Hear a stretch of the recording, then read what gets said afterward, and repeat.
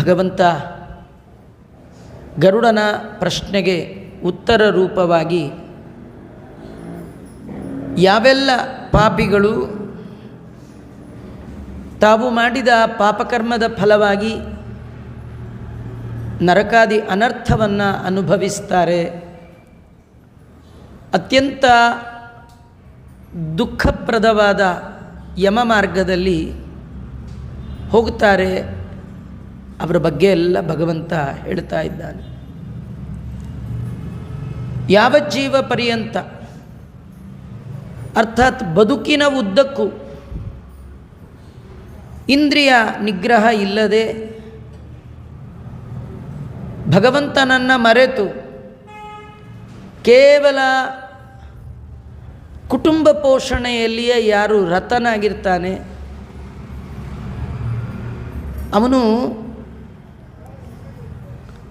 ಉರುವೇದನ ಸಾಯುವಾಗ ತುಂಬ ದುಃಖ ಪಡ್ತಾನಂತೆ. ಎಷ್ಟು ದುಃಖ ಆಗತ್ತೆ ಅಂತ ಮುಂದೆ ವರ್ಣನೆ ಮಾಡ್ತಾರೆ. ಮತ್ತು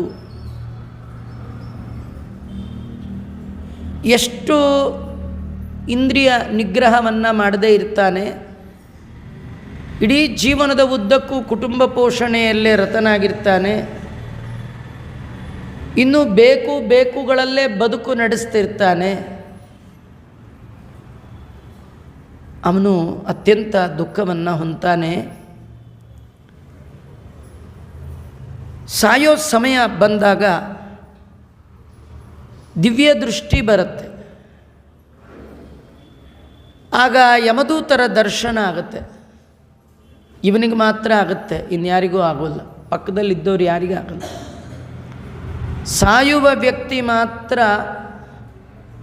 ಆ ಕೊನೆಯ ಕ್ಷಣದಲ್ಲಿ ಭಗವಂತ ಹೇಳ್ತಾನೆ, ಕೊನೆ ಕ್ಷಣದಲ್ಲಿ ಹೇ ಗರುಡ, ದೈವೀ ದೃಷ್ಟಿ, ದೇವತೆಗಳಿಗೆ ಸಂಬಂಧಪಟ್ಟ ದೃಷ್ಟಿ, ಅವರನ್ನು ನೋಡುವಂಥದ್ದು. ಆಗೇನಾಗತ್ತೆ, ಎಲ್ಲರೂ ಒಂದು, ನಾನು ಒಂದು ಅಂತ ಇವನಿಗನ್ಸತ್ತೆ. ಅಂದರೆ ಇವನ ಜೊತೆ ಬರೋರು ಯಾರಿಲ್ಲ, ಇವನೊಬ್ಬನೇ ಒಂದು, ಮಿಕ್ಕಾದವರೆಲ್ಲ ಒಂದು. ಯಾರು ತನ್ನ ಜೊತೆಗೆ ಬರೋರಿದ್ದಾರಾ, ತನಗೆ ಯಾರಾದರೂ ಈ ಆಪತ್ಕಾಲದಲ್ಲಿ ಸಹಾಯ ಮಾಡೋರಿದ್ದಾರಾ, ನನ್ನ ಆಪತ್ಕಾಲದಲ್ಲಿ ಆಗುವಂಥ ನೆಂಟರು ಇಷ್ಟರು ಯಾರಾದರೂ ಇದ್ದಾರಾ ನೋಡ್ತಾನೆ. ಒಬ್ಬರು ಇವನ ಹತ್ರ ಬರೋಲ್ಲ, ಯಾಕೆಂದರೆ ಇವನ ದೇಹದಿಂದ ಜೀವ ಬೇರೆ ಆಗ್ತಾ ಇರುತ್ತೆ. ಯಾರು ಏನು ಮಾಡಲಿಕ್ಕೆ ಸಾಧ್ಯ ಇಲ್ಲ. ಏನಾಗುತ್ತೆ, ವಿಕಲೇಂದ್ರಿಯ ಸಂಘಾತೆ ಚೈತನ್ಯೇ ಜಡತಾಂಗತೆ ಪ್ರಚಲಂತಿ ತತ ಪ್ರಾಣಾಯಾಮ್ಯೈ ನಿಕಟವರ್ತಿಭಿಃ. ಎಲ್ಲ ಇಂದ್ರಿಯಗಳು ಕೂಡ ಅದರ ಸತ್ವ ಕುಂದಿ ಹೋಗುತ್ತಂತೆ. ಕಣ್ಣಿನಲ್ಲಿರುವ ದೃಷ್ಟಿ ತಂತಾನೇ ಕಡಿಮೆ ಆಗಿಬಿಡುತ್ತೆ. ಕಿವಿಯಲ್ಲಿ ಕೇಳುವ ಶಕ್ತಿ ಅದು ತಂತಾನೇ ಕಡಿಮೆ ಆಗಿಬಿಡುತ್ತೆ. ನಮ್ಮ ಕೈ, ನಮ್ಮ ಕಾಲು, ನಮ್ಮ ಕಣ್ಣು, ನಮ್ಮ ಕಿವಿ, ನಮ್ಮ ಮೂಗು, ನಮ್ಮ ಬಾಯಿ, ನಮ್ಮ ನಾಲಿಗೆ, ನಾವು ಬೇಕಾದ ಮಾತಾಡ್ತೀವಿ, ಬೇಕಾದ ನೋಡ್ತೀವಿ ಅಂದ್ಕೊಂಡಿದ್ವಲ್ಲ, ಅದೆಲ್ಲ ಹೋಗಿಬಿಡುತ್ತೆ. ನಮ್ಮ ಕೈಯೇ ನಮಗೆ ಎತ್ತಕ್ಕಾಗಲ್ಲ, ಕಣ್ಣು ಬಿಚ್ಚಲಿಕ್ಕಾಗಲ್ಲ. ಒಂದು ಉಸಿರು ಹೊರಗೆ ಬಿಟ್ಟದ್ದು ಒಳಗೆ ತಗೊಳ್ಳೋ ಯೋಗ್ಯತೆ ಇಲ್ಲ, ಒಳಗೆ ತೊಗೊಂಡಿದ್ದು ಹೊರಗೆ ಬಿಡುವ ಯೋಗ್ಯತೆ ಇಲ್ಲ. ದೇಹದ ಒಳಗಿರುವಂತಹ ಚೈತನ್ಯವೇ ಉಡುಗಿ ಹೋಗುತ್ತೆ, ಕೈಕಾಲೆಲ್ಲ ಗಟ್ಟಿಯಾದ ಅನುಭವ ನಮಗೆ ಬರುತ್ತೆ, ಜಡತ್ವ ಆವರಿಸಿಕೊಂಡು ಬಿಡುತ್ತೆ. ಆಗ ದೇಹದ ಒಳಗಿರುವ ಪ್ರಾಣ ಅರ್ಥಾತ್ ಜೀವ ಯಮದೂತರಿಗೆ ವಶವಾಗಿ ಬಿಟ್ಟಿರುತ್ತೆ. ಯಮದೂತರು ಬಲವಂತವಾಗಿ ಎಳಿತಿರ್ತಾರೆ. ಸ್ವಸ್ಥಾನ ಚಾಲಿತೆ ಶ್ವಾಸೆ ಕಲ್ಪಾಖ್ಯೋ ಹ್ಯಾತುರಕ್ಷಣ. ಕ್ಷಣ ಕ್ಷಣ ಯಾವಾಗ ಅಧೋಮುಖವಾದ ಪ್ರಾಣಶಕ್ತಿ ಮೇಲ್ಮುಖವಾಗಿ ದೇಹದಿಂದ ಜೀವ ಬೇರೆ ಆಗುವ ಪ್ರಸಂಗ ಬಂದಾಗ, ಪ್ರಾಣ ಉತ್ಕ್ರಮಣ ಆಗುವ ಸಂದರ್ಭದಲ್ಲಿ ಒಂದೊಂದು ಕ್ಷಣ ಕಲ್ಪದಷ್ಟು ಕಾಲ ಆಗುತ್ತೆ. ಅಂದರೆ ದುಃಖದ ಕಾಲ ಕಳೆಯೋದೇ ಇಲ್ಲ ನೋಡಿ, ಬಹಳ ದುಃಖದ ಕಾಲ. ಆ ಸಂದರ್ಭದಲ್ಲಿ ಅವನಿಗಾಗುವ ಸಂಕಟ, ನೋವು, ಪೀಡ ಎಷ್ಟು ವ್ಯಾಸರು ವರ್ಣನೆ ಮಾಡ್ತಾರೆ. ಇದು ದೇವರ ಮಾತು. ದೇವರ ಮಾತೇ ಇರಬಹುದು. ಯಾರಿಗೆ ಹೇಳಿದ್ದು? ಗರುಡನಿಗೆ ಹೇಳಿದ್ದು. ಯಾರಿಗೆ ಹೇಳಿದರು ಅನ್ನೋದ್ರ ಮೇಲೆ ಮಾತಿಂದು ಸತ್ಯಾಸತ್ಯತೆ ಇರುತ್ತೆ. ಸ್ವಯಂ ಭಗವಂತ ಗರುಡನಿಗೆ ಹೇಳ್ತಾನೆ, ಸಾಯೋ ಕಾಲ ಬಂದಾಗ ಶತವೃಶ್ಚಿಕ ದಷ್ಟಸ್ಯ ಯಾ ಪೀಡಾ ಸಾನುಭೂಯತೆ. ಒಂದೇ ಕಾಲಕ್ಕೆ 100 ಚೇಳು ಕುಟುಕಿದ್ರೆ ಏನು ಛಳಕ್ಕೆ ಬರಬೇಕು, ನೋವು ಬರಬೇಕು, ಅಂತಹ ವೇದನೆ ಅವನಿಗಾಗತ್ತಂತೆ. ಫೇನ ಮುದ್ಗಿರತೆ ಸೋಥ ಮುಖಂ ಲಾಲಾಕುಲಂ ಭವೇತ್ ಅಧೋದ್ವಾರೇಣ ಗಚ್ಚಂತಿ ಪಾಪೀನಾಂ ಪ್ರಾಣವಾಯವಃ. ಆ ಕಾಲಕ್ಕೆ ಬಾಯಿಂದ ಕಫ ಹೊರಗೆ ಬರುತ್ತೆ, ಉಸಿರಾಡುವ ಜಾಗದಲ್ಲಿ ಕಫ ಸೇರ್ಕೊಂಡು ಬಿಡುತ್ತೆ.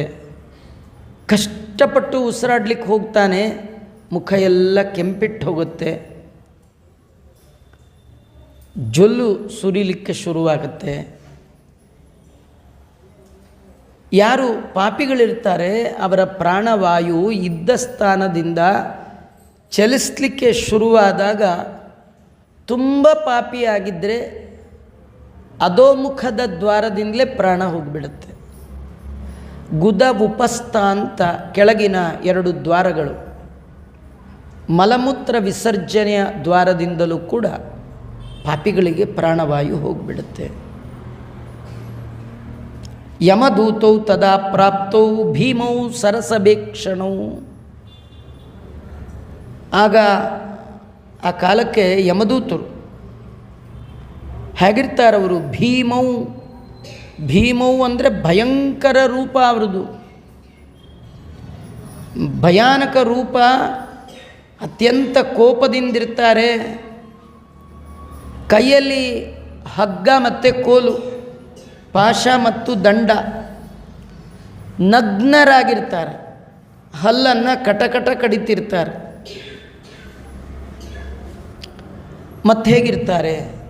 ಊರ್ಧ್ವಕೇಶೌ ಕಾಕಕೃಷ್ಣೌ ವಕ್ರತುಂಡೌ ನಖಾಯುಧೌ. ಊರ್ಧ್ವಕೇಶೌ, ಯಮದೂತರ ಕೂದಲುಗಳೆಲ್ಲ ನಿಂತಿರುತ್ತಂತೆ. ಈಗ ನಮ್ಮ ಭಾರತೀಯ ಹುಡುಗರು ಕೂಡ ಹಾಗೆ ಕೂದಲೆಲ್ಲ ನಿಲ್ಲಿಸ್ಕೊಂಡೇ ಇರ್ತಾರೆ. ದಟ್ಟ ದರಿದ್ರ ಸ್ಟೈಲ್ ಅದು. ಅದು ಯಮದೂತರ ಸ್ಟೈಲ್ ರೀ. ಅದು ಯಾರು ಹೇಳಿಕೊಟ್ರೋ ಏನು? ಯಮದೂತರ ಕೂದಲನ್ನು ವರ್ಣನೆ, ಇದೇ ಶ್ಲೋಕ ಭಾಗವತದಲ್ಲಿಯೂ ಇದೆ. ಅಜಾಮಿಳನಿಗೆ ಕರ್ಕೊಂಡು ಹೋಗ್ಲಿಕ್ಕೆ ಯಮದೂತರು ಬಂದಾಗಲೂ ಕೂಡ ಇದೇ ಶಬ್ದಗಳನ್ನೇ, ಕೂದಲು ಬಗ್ಗೆ ಅಂತೂ ಇದೇ ಶಬ್ದ ಇದೆ, ಬೇರೆ ವ್ಯತ್ಯಾಸವೇ ಇಲ್ಲ. ಅಂತಹ ಭಯಂಕರವಾಗಿರ್ತಾರಂತೆ. ಕಾಕಕೃಷ್ಣವು, ಕಾಗೆನ ಮೀರಿಸುವ ಕಪ್ಪು ಬಣ್ಣದ ಜನ. ವಕ್ರತುಂಡವು, ತುಂಡ ಅಂದರೆ ಮುಖ, ಒಬ್ಬರು ಮುಖ ಇದ್ದಾಗ ಒಬ್ಬರು ಮುಖ ಇರಲ್ಲಂತ. ನಖಾಯುಧವು, ಅವರ ಕೈಯಲ್ಲಿ ಕೋಲು ಬೇಡ, ಹಗ್ಗನೂ ಬೇಡ, ಅವರ ಉಗುರೇ, ಒಂದೊಂದು ಉಗುರೇ ಹರಿತವಾದ ಕತ್ತಿಯನ್ನು ಮೀರಿಸುವಂತಹ ಆಯುಧ. ಅದನ್ನು ತೋರಿಸ್ತಾರೆ. ಅದನ್ನು ನೋಡಿಯೇ ಇವನು ಹೃದಯ ಒಡೆದು ಹೋಗುತ್ತೆ. ಅದನ್ನು ನೋಡಿದ ತಕ್ಷಣ ಮಲಮೂತ್ರಗಳ ವಿಸರ್ಜನೆ ಮಾಡ್ಕೊಂಡು ಬಿಡ್ತಾನೆ ಸಾಯೋ ಕಾಲಕ್ಕೆ. ಅಂಗುಷ್ಟ ಮಾತ್ರ ಪುರುಷ ಹಾಹಾ ಕುರುವನ್ ಕಲೇವರಾತ್. ಈ ದೇಹದ ಒಳಗಿರುವ ಜೀವ ಪುರುಷ, ಅದು ಸ್ತ್ರೀ ಆದರೂ ಪುರುಷನೇ, ಪುರುಷ ಆದರೂ ಪುರುಷನೇ. ಪುರ ಅಂದರೆ ದೇಹ, ಅದರಲ್ಲಿ ಶೇತಿ ಅಂದರೆ ವಾಸ ಮಾಡುವವ ಪುರುಷ. 60, 70, 80 ವರ್ಷದಿಂದ ಯಾವ ಪುರವನ್ನು ದುರಭಿಮಾನದಿಂದ ನಂದು ನಂದು ನಂದು ಅಂದ್ಕೊಂಡು ವಾಸ ಮಾಡ್ತಿದ್ದ, ತೀರಾ ಅಭಿಮಾನ ಮಾಡಿದವನಿಗೆ ಬಿಟ್ಟು ಹೋಗುವಾಗ ಭಾರಿ ದುಃಖ. ಯಾರಿಗೆ ಅಭಿಮಾನ ಇಲ್ಲ ಅವ್ರಿಗೇನು ದುಃಖ ಇಲ್ಲ. ಆದರೆ ಈ ಪುರುಷ ಮಾತ್ರ ಈ ದೇಹ, ಯಾಕಂದರೆ ನಮಗೆ ತುಂಬ ವಸ್ತುವಿನ ಮೇಲೆ ಅಭಿಮಾನ ಇದೆ, ದುಡ್ಡಿನ ಮೇಲೆ ಅಭಿಮಾನ ಇದೆ, ಹೆಂಡತಿ ಮೇಲೆ ಅಭಿಮಾನ ಇದೆ, ಮಕ್ಕಳ ಮೇಲೆ ಅಭಿಮಾನ ಇದೆ. ಆದರೆ ಎಲ್ಲ ಅಭಿಮಾನಕ್ಕಿಂತ ಹೆಚ್ಚು ಅಭಿಮಾನ ನಮ್ಮ ಮೇಲೆ ನಮಗಿದೆ ರೀ. ದೇಹದ ಮೇಲೆ ಭಾರಿ ಅಭಿಮಾನ ನಮಗೆ. ಆ ದೇಹದಿಂದಲೇ ಪುರುಷ ಬಿಟ್ಟು ಹೋಗುವಾಗ, ಜೀವ ಬಿಟ್ಟು ಹೋಗುವಾಗ ಹಾ ಕುರುವನ್, ಅಯ್ಯೋ ಅಯ್ಯೋ ಅಯ್ಯೋ ಬಿಟ್ಟು ಹೋಗ್ಬೇಕಾ ಅಳ್ತಾ ಕರಿತಾ. ಆದರೆ ಯಮದೂತರು ಬಿಡೋದೇ ಇಲ್ಲ, ಎಳೆದು ಹಾಕಿಬಿಡ್ತಾರಂತ. ಆ ದೇಹದ ಒಳಗಿಂದ ಎಳೆದು ಹಾಕಿಬಿಡ್ತಾರೆ. ಎಲ್ಲಿಯಾದರೂ ಓಡಿದಾಗ, ಎದ್ದಾಗ, ಬಿದ್ದಾಗ ಚೆನ್ನಾಗಿ ಚರ್ಮ ಎದ್ದು ಗಾಯ ಆಗಿದ್ದರೆ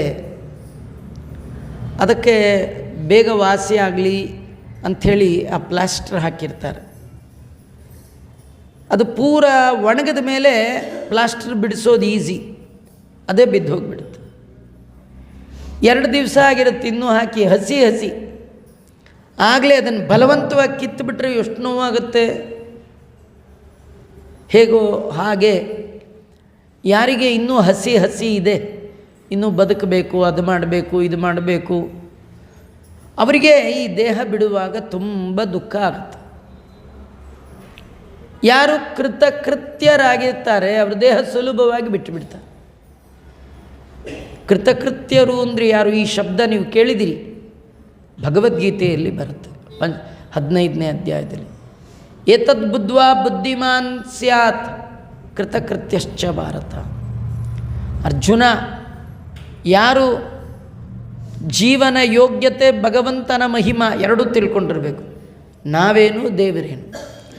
ದೇವರ ಈಶತ್ವ, ನಮ್ಮ ದಾಸತ್ವ ಯಾರಿಗೆ ಚೆನ್ನಾಗಿ ಅರ್ಥ ಆಗಿರುತ್ತೆ ಅವನು ಕೃತಕೃತ್ಯ, ಅವನಿಗೆ ಮನುಷ್ಯ ಜನ್ಮ ಬಂದದ್ದು ಸಾರ್ಥಕ. ಮಾಡಬೇಕಾದ ಕೆಲಸ ಮಾಡಿದವ, ಅವನಿಗೆ ಈ ದೇಹ ಬಿಡುವಾಗ ಅಂಥ ಯಾತನೆ ಆಗೋಲ್ಲ. ಅವನು ನಿಜವಾಗಿ ದೇಹ ಹೋಗುತ್ತೆ ಅಂದರೆ ಖುಷಿ ಪಡ್ತಾನೆ. ಯಾಕಂದರೆ ಅವನಿಗೆ ಗೊತ್ತು ದೇಹಗಳಿಗೇನು ಬರ ಇಲ್ಲ.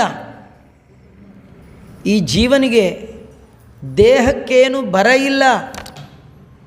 ಕೆಲವರು ಮನೆಯಲ್ಲಿ ಹೇಗೆ ಬಟ್ಟೆಗಳನ್ನು ಇಟ್ಕೊಂಡಿರ್ತಾರೆ, 60 ಸೀರೆ, 70 ಸೀರೆ, 20 ಪಂಚೆ, 70 ಶಾಲು, 70 ಮುಗಟ, ಎಷ್ಟೆಷ್ಟು ರೀ. ದಿನ ಒಂದೊಂದು ಉಟ್ಟರು ಖರ್ಚಾಗಲ್ಲ. ಹೇಗೋ ಹಾಗೆ ಈ ವಾಸಾಂಸಿ ಜೀರ್ಣಾನಿ ಯಥಾವಿಹಾಯ, ಹೇಗೆ ನವಾನಿ ಹೊಸದು ಸಿಗತ್ತೆ, ಆದರೆ ಅದು ಗೊತ್ತಿರಬೇಕು.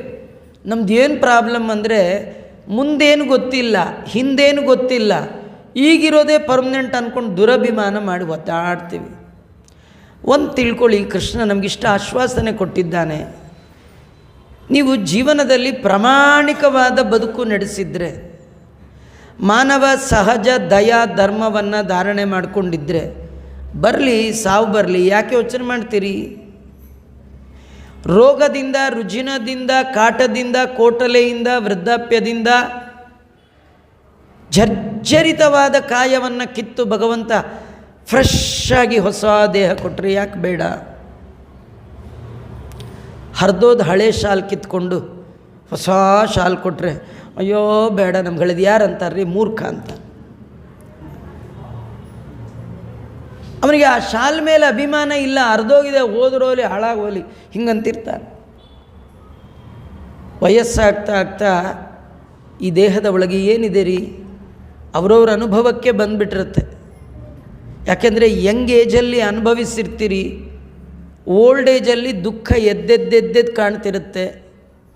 ನಿಜವಾಗಿ ಆ ಸಂದರ್ಭದಲ್ಲಿ ಪಶ್ಚಾತ್ತಾಪ ಬಂದು ಪರಮಾತ್ಮನಲ್ಲಿ ಭಕ್ತಿ ಬಂತು, ದೇಹ ಸಂಬಂಧಿಕರಲ್ಲಿ ವೈರಾಗ್ಯ ಬಂತು ಅಂತಾದರೆ ತಾನೇ ಸುಖವಾಗಿ ಅವನು ದೇಹ ತ್ಯಾಗ ಮಾಡಿಬಿಡ್ತಾನೆ. ಆದರೆ ಯಾರಿಗೆ ದೇವರ ಬಗ್ಗೆ ಜೀವರ ಬಗ್ಗೆ ಯಥಾರ್ಥವಾದ ಜ್ಞಾನ ಇಲ್ಲ ಅವನು ಮಾತ್ರ ಅಯ್ಯೋ ಬಿಟ್ಟು ಹೋಗಬೇಕಲ್ಲ ಅಂತ ಹಾಹಾ ಕುರುವನ್ ಕಲೇವರಾತ್, ಈ ದೇಹದಿಂದ ಹೊರ ಹೋಗುವಾಗ ಹೋ ಅಂತಾನೆ, ಹೋ ಅಂದರೂ ಅಟ್ಟೆ ಆ ಅಂದರೂ ಅಟ್ಟೆ ಎಳೆದು ಬಿಡ್ತಾರೆ, ಪಟ್ ಅಂತ ಎಳೆದು ಬಿಡ್ತಾರೆ. ಅವ್ರಿಗೆ ಗೊತ್ತು ಈ ಜೀವನನ್ನು ದೇಹದಿಂದ ಹೇಗೆ ಬೇರ್ಪಡಿಸೋದು, ಅವ್ರಿಗೆ ಗೊತ್ತಿದೆ. ಎಳೆದು ಆಚೆಗೆ ಹಾಕಿಬಿಡ್ತಾರೆ. ಇವು ಎಳೆದ ಮೇಲೆ ತಾನು ಹೊರಗೆ ಬಂದು ತನ್ನ ದೇಹ ನೋಡ್ತಾನಂತೆ. ಇದು ನೋಡಿ ಆಶ್ಚರ್ಯ. ಅದಂಗಾಚಾರ, ಅಯ್ಯೋ ಕನ್ನಡಿ ಒಳಗೆ ನಮ್ಮ ರೂಪ ನಾವು ನೋಡ್ಕೊಳ್ಳಲ್ವೇ? ಕನ್ನಡಿ ಒಳಗೆ ಬೇರೆಯವ್ರದ್ದು ನೋಡ್ತೀರಾ? ಕನ್ನಡಿ ಮುಂದೆ ನಾವು ನಿಂತರೆ ಇನ್ಯಾರು ಕಾಣ್ತಾರ? ಯಾರು ಕಾಣ್ತಾರೆ? ನಾವೇ. ಹಾಗೆ ನಾವೇ ಕಾಣ್ತೇವೆ ಅಷ್ಟೇ. ಬರೀ ತನ್ನನ್ನು ಮಾತ್ರ ನೋಡೋದಲ್ಲ, ಪಶ್ಯನ್ ಸ್ವಕಂ ಗೃಹಂ, ತನ್ನ ಮನೆಯನ್ನು ನೋಡ್ತಾನೆ, ತನ್ನವರನ್ನು ನೋಡ್ತಾನೆ, ತನ್ನ ದೇಹವನ್ನು ನೋಡ್ತಾನೆ. ಏನು ನೋಡಿದ್ರೇನು? ಅವರೆಲ್ಲ ಹೋ ಅಂತಿರ್ತಾರೆ, ಇವನು ಹೋ ಅಂತಿರ್ತಾನೆ. ಈ ಕೆಳಗಿನಿಂದ ಅಳೋದು ಅವನಿಗೆ ಕೇಳುತ್ತೆ, ಅವನು ಅಳೋದು ಇವ್ರಿಗೆ ಯಾರಿಗೂ ಕೇಳ. ಇದೇ ದೈವಿ ದೃಷ್ಟಿ. ಅಂತ್ಯಕಾಲದಲ್ಲಿ ದೇವರು ಒನ್ ವೇ ಮಾಡಿ ಹಾಕ್ಬಿಡ್ತಾನೆ. ಬಂಧುಗಳು ಅಳೋದೆಲ್ಲ ನಮಗೆ ಕೇಳುತ್ತೆ, ಅವ್ರು ಮಾಡೋದೆಲ್ಲ ಕಾಣುತ್ತೆ. ಆದರೆ ಸತ್ತವನಿಗೆ ಮಾತ್ರ ಅವನು ಆಡೋದು, ಅವನು ಅನುಭವಿಸೋದು ಇವ್ರಿಗೆ ಯಾರಿಗೆ ಏನು ಗೊತ್ತಾಗೋದು. ಈ ಭೂಲೋಕದಲ್ಲೂ ಹಾಗಾಗತ್ತೆ ರೀ. ಕೆಲವರು ತುಂಬ ನೋವಲ್ಲಿ ಯಾತನೆ ಒಳಗಿರುವಾಗ ಸಮಾಧಾನ ಮಾಡೋರು ಹೇಳ್ತಾರೆ, ನಿಮಗೆ ನೋವಾಗ್ತಾ ಇದೆ ನನಗೆ ಗೊತ್ತು, ಆದರೆ ಏನು ಮಾಡೋಣ, ಸಮಾಧಾನ ಮಾಡ್ಕೊಳ್ಳಿ ಅಂತಾರೆ. ಆದರೆ ಸಮಾಧಾನ ಮಾಡ್ಕೊಳ್ಬೇಕಾದವನಿಗೆ ಸಮಾಧಾನ ಆಗಬೇಕಲ್ಲ. ಅವನಂತಾನೆ ನಮಗಾಗೋ ನೋವು ನಿಮಗಾದ್ರೆ ಗೊತ್ತಾಗುತ್ತೆ, ಸಮಾಧಾನ ಮಾಡ್ಕೊಳ್ಳೋದು ಆಗಲ್ಲ ರೀ ಅದು. ಹಾಗೆ ತುಂಬ ವೇದನೆ. ಆಗ ಈ ಜೀವಕ್ಕೆ ಯಾವಾಗಲೂ ದೇಹ ಬೇಕೇ ಬೇಕು. ದೇಹ ಇಲ್ಲದೆ ಜೀವ ಇಲ್ಲ. ಇಲ್ಲಿ ಬಿಟ್ಟರೆ ಇನ್ನೊಂದು ದೇಹ ರೆಡಿ ಇಟ್ಟುಬಿಟ್ಟಿರ್ತಾರೆ. ಅದಕ್ಕೆ ಯಾತನಾ ದೇಹ ಅಂತ ಕರೀತಾರೆ. ಅದು ಯಾತನಾ ದೇಹ ಅಂದರೆ ಏನು ಮಾಡಿದ್ರೂ ಅದರೊಳಗಿರೋ ಜೀವ ಹೊರಗೆ ಬರಲ್ಲ. ಜೀವ ದೇಹದ ಒಳಗಿರೋ ಯಾತನಾ ದೇಹದ ಒಳಗಿರುತ್ತೆ. ಆ ದೇಹದ ಒಳಗಿದ್ದರೆ ಸಾಕು, ಏನೋ ಒಂದು ಉರಿ, ಏನೋ ಒಂದು ನೋವು. ಯಾರು ಏನು ಮಾಡೋ ಆಗಿಲ್ಲ, ನೀವು ಸುಮ್ಮನೆ ಕೂಡಿಸಿದ್ರೂ ನಿಮ್ಗೆ ನೋವು ಆಗ್ತಿರುತ್ತೆ. ಔಷಧಿ ಇಲ್ಲ, ನಿಮ್ಗೆ ಯಾರು ಹೊಡೆದಿಲ್ಲ, ಬಡ್ದಿಲ್ಲ, ಚುಚ್ಚಿಲ್ಲ, ತಿವಿದಿಲ್ಲ, ಆದರೂ ನೋವು. ಇಂಥ ದೇಹವೇ ಅಂಥದ್ದು. ಅದಕ್ಕೆ ಯಾತನಾ ಶರೀರ ಅಂತ ಕೊಡ್ತಾರೆ. ಅದರೊಳಗೆ ಸೇರಿಕೊಳ್ತಾನೆ ಜೀವ. ಆ ಯಾತನಾ ದೇಹದ ಕುತ್ತಿಗೆಗೆ ಗಲೆ ಬಲಾತ್ ಬದ್ವಾ ಪಾಶೈಹಿ ನಯತಃ, ಕುತ್ತಿಗೆಗೆ ಬಲವಾಗಿ ಹಗ್ಗದಿಂದ ಬಿಗಿದು ಎಳ್ಕೊಂಡು ಹೋಗ್ತಾರೆ. ಹೇಗೆ ದಂಡ್ಯಂ ರಾಜಭಟಾಯತ, ಹೇಗೆ ರಾಜಭಟರು ಶಿಕ್ಷೆ ಗುರಿಪಡಿಸಿದ ಒಬ್ಬ ಕಳ್ಳನನ್ನು ಎಳ್ಕೊಂಡು ಹೋಗ್ತಾರೆ, ಹಾಗೆ ಎಳ್ಕೊಂಡು ಹೋಗ್ಬಿಡ್ತಾರೆ. ತಸ್ಯೈವಂ ನಿಯಮಾನಸ್ಯ ದೂತಾಸನ್ ತರ್ಜಯಂತಿ ಚ ಪ್ರವದಂತಿ ಭಯಂ ತೀವ್ರಂ ನರಕಾಣಾಂ ಪುನಃ ಪುನಃ. ಆ ಪಾಪಿನ ಎಳ್ಕೊಂಡು ಹೋಗುವಾಗ ಅವನಿಗೆ ಎಷ್ಟು ಸುಸ್ತಾಗಿದೆ ಅಂತ ಹೊಡ್ಕೊಂಡ್ರೂ ತಿರುಗಿ ಕೂಡ ಎಳ್ಕೊಂಡು ಹೋಗ್ತಿರ್ತಾನೆ. ನಂಗೆ ತುಂಬ ಸುಸ್ತಾಗ್ತಾ ಇದೆ, ಅಯ್ಯೋ ನೀರು ಬೇಕು, ಅದು ಬೇಕು, ಇದು ಬೇಕು, ಏನೇ ಮಾತಾಡಿದ್ರು ಅದಕ್ಕೆ ಪ್ರತಿಯಾಗಿ ಒಂದು ಹೊಡೆತ ಹೊಡಿತಾರಷ್ಟೇ ವಿನ ಅವ್ರೇನು ಹೌದಾ ನೀರು ಬೇಕಾ ಅಲ್ಲಿ ಬನ್ನಿ ಕೊಡಿಸ್ತೀನಿ, ಇಲ್ವೇನಿಲ್ಲೇ ಇಲ್ಲ. ಅವ್ರು ಏನು ಮಾಡ್ತಾರೆ, ಹೊಡೆದು ದಾರಿ ಉದ್ದಕ್ಕೂ ಹೇಳ್ತಾರೆ, ಇನ್ನೂ ಅಂಥ ನರಕ ಇದೆ, ನೀನು ಅಲ್ಲಿ ಹೋಗಬೇಕಿದೆ, ಅಲ್ಲಿ ಏನೇನು ಶಿಕ್ಷೆ ಕೊಡ್ತಾರೆ, ಹಾಗೆ ಮಾಡ್ತಾರೆ, ನೀನು ಹುರಿತಾರೆ, ನಿಂತಿವಿತ ಅದೆಲ್ಲ ಕೇಳೇ ಇವನು ಮತ್ತೆ ಭಯ ಪಡ್ತಿರ್ತಾನೆ. ಶೀಘ್ರಂ ಪ್ರಚಲ ದುಷ್ಟಾತ್ಮನ್ ಯಾಸ್ಯಸಿ ತ್ವಂ ಯಮಾಲಯಂ. ಬೇಗ ನಡಿ, ಏನು ಇಷ್ಟು ನಿಧಾನಕ್ಕೆ ಬರ್ತಾ ಇದೆಯಾ? ಇದೇನು ವರಪೂಜೆಗೆ ಹೋಗೋ ವರ ಅಂದ್ಕೊಂಡಿದ್ಯಾ? ಮಾವನ ಮನೆಗೆಲ್ಲ ಗಚ್ಚತಿ ಯಮಾಲಯಂ, ಯಮನ ಕಡೆಗೆ ಹೋಗ್ತಾ ಇದೆಯಾ? ಈಗೇನು ಗೊತ್ತಾ, ಈ ಕಳ್ಳರನ್ನು ಮೊದಲು ಒಳಗೆ ಹಾಕಿ ಲಾಕ್ ಮಾಡಿಬಿಟ್ರೆ ಪೊಲೀಸ್ನವ್ರಿಗೊಂದು ಜವಾಬ್ದಾರಿ ತಪ್ಪತ್ತೆ ಅಂತ ದರ ಒದ್ದು ಎಳ್ಕೊಂಡು ಹೋಗ್ಬಿಡ್ತಾರೆ. ಒಳಗೆ ಹಾಕಿ ಲಾಕ್ ಮಾಡಿಬಿಟ್ರೆ ಸದ್ಯ ಕಳ್ಳ ಸದ್ಯಲ್ಲಿ ಹೋದ್ರೆ ಕಟ್ಟ ಹಾಕಿಬಿಡ್ತಾರಲ್ಲ, ಹಾಗೆ ಪಾಪಿಗಳನ್ನು ದರದ ಯಮದೂತರು ಎಳೆದುಕೊಂಡು ಹೋಗಿ, ನೀನು ಯಮಲೋಕಕ್ಕೆ ಹೋಗ್ತಾ ಇರೋದು, ನಿನಗೋಸ್ಕರ ಅಲ್ಲಿ ಎಲ್ಲ ನರಕಗಳು ಕಾಯ್ತಾ ಇದೆ. ಕುಂಭೀ ಪಾಕಾದಿ ನಿರಕಾಂ ಸ್ವಾಂ ನಯಾವೋ ಅದ್ಯ ಮಾಂ ಚಿರಂ. ನಿನ್ನಲ್ಲಿ ಕರ್ಕೊಂಡು ಹೋಗ್ತಾ ಇದ್ದೇವೆ. ಏವಂ ವಾಚಸ್ತದಾ ಶೃಣ್ವನ್ ಬಂಧೂನಾಂ ರುದಿತಂ ತಥಾ. ಒಂದು ಕಡೆ ಯಮದೂತರು ಹೇಳುವ ನರಕದ ಭಯ, ಇನ್ನೊಂದು ಕಡೆ ಕೆಳಗೆಲ್ಲ ತನ್ನ ಸಂಬಂಧಿಕರು, ಗಂಡ ಹೆಂಡತಿ ಮಕ್ಕಳು ಎಲ್ಲರೂ ಅಳ್ತಾ ಇರ್ತಾರೆ. ಏನಂದ್ರೆ ಇಷ್ಟು ಅಳ್ತಾರೆ, ಒಬ್ಬರು ನನಗೆ ಹೆಲ್ಪ್ ಮಾಡ್ತಾ ಇಲ್ವಲ್ಲ, ಬರೀ ಅಳೋದ್ರೊಳಗೆ ಪ್ರೋಗ್ರಾಮ್ ಮುಗಿಸ್ತಾ ಇದ್ದಾರಲ್ಲ ಅವನ ಯೋಚನೆ. ಅವಾಗೇನು ಮಾಡೋಕ್ಕಾಗಲ್ಲ ರೀ, ಯಾರು ಏನು ಮಾಡೋಕ್ಕಾಗಲ್ಲ. ಬಟ್ ಆದರೆ ಅವನಿಗೆ ಅನ್ನಿಸ್ತಾ ಇರ್ತಾರೆ.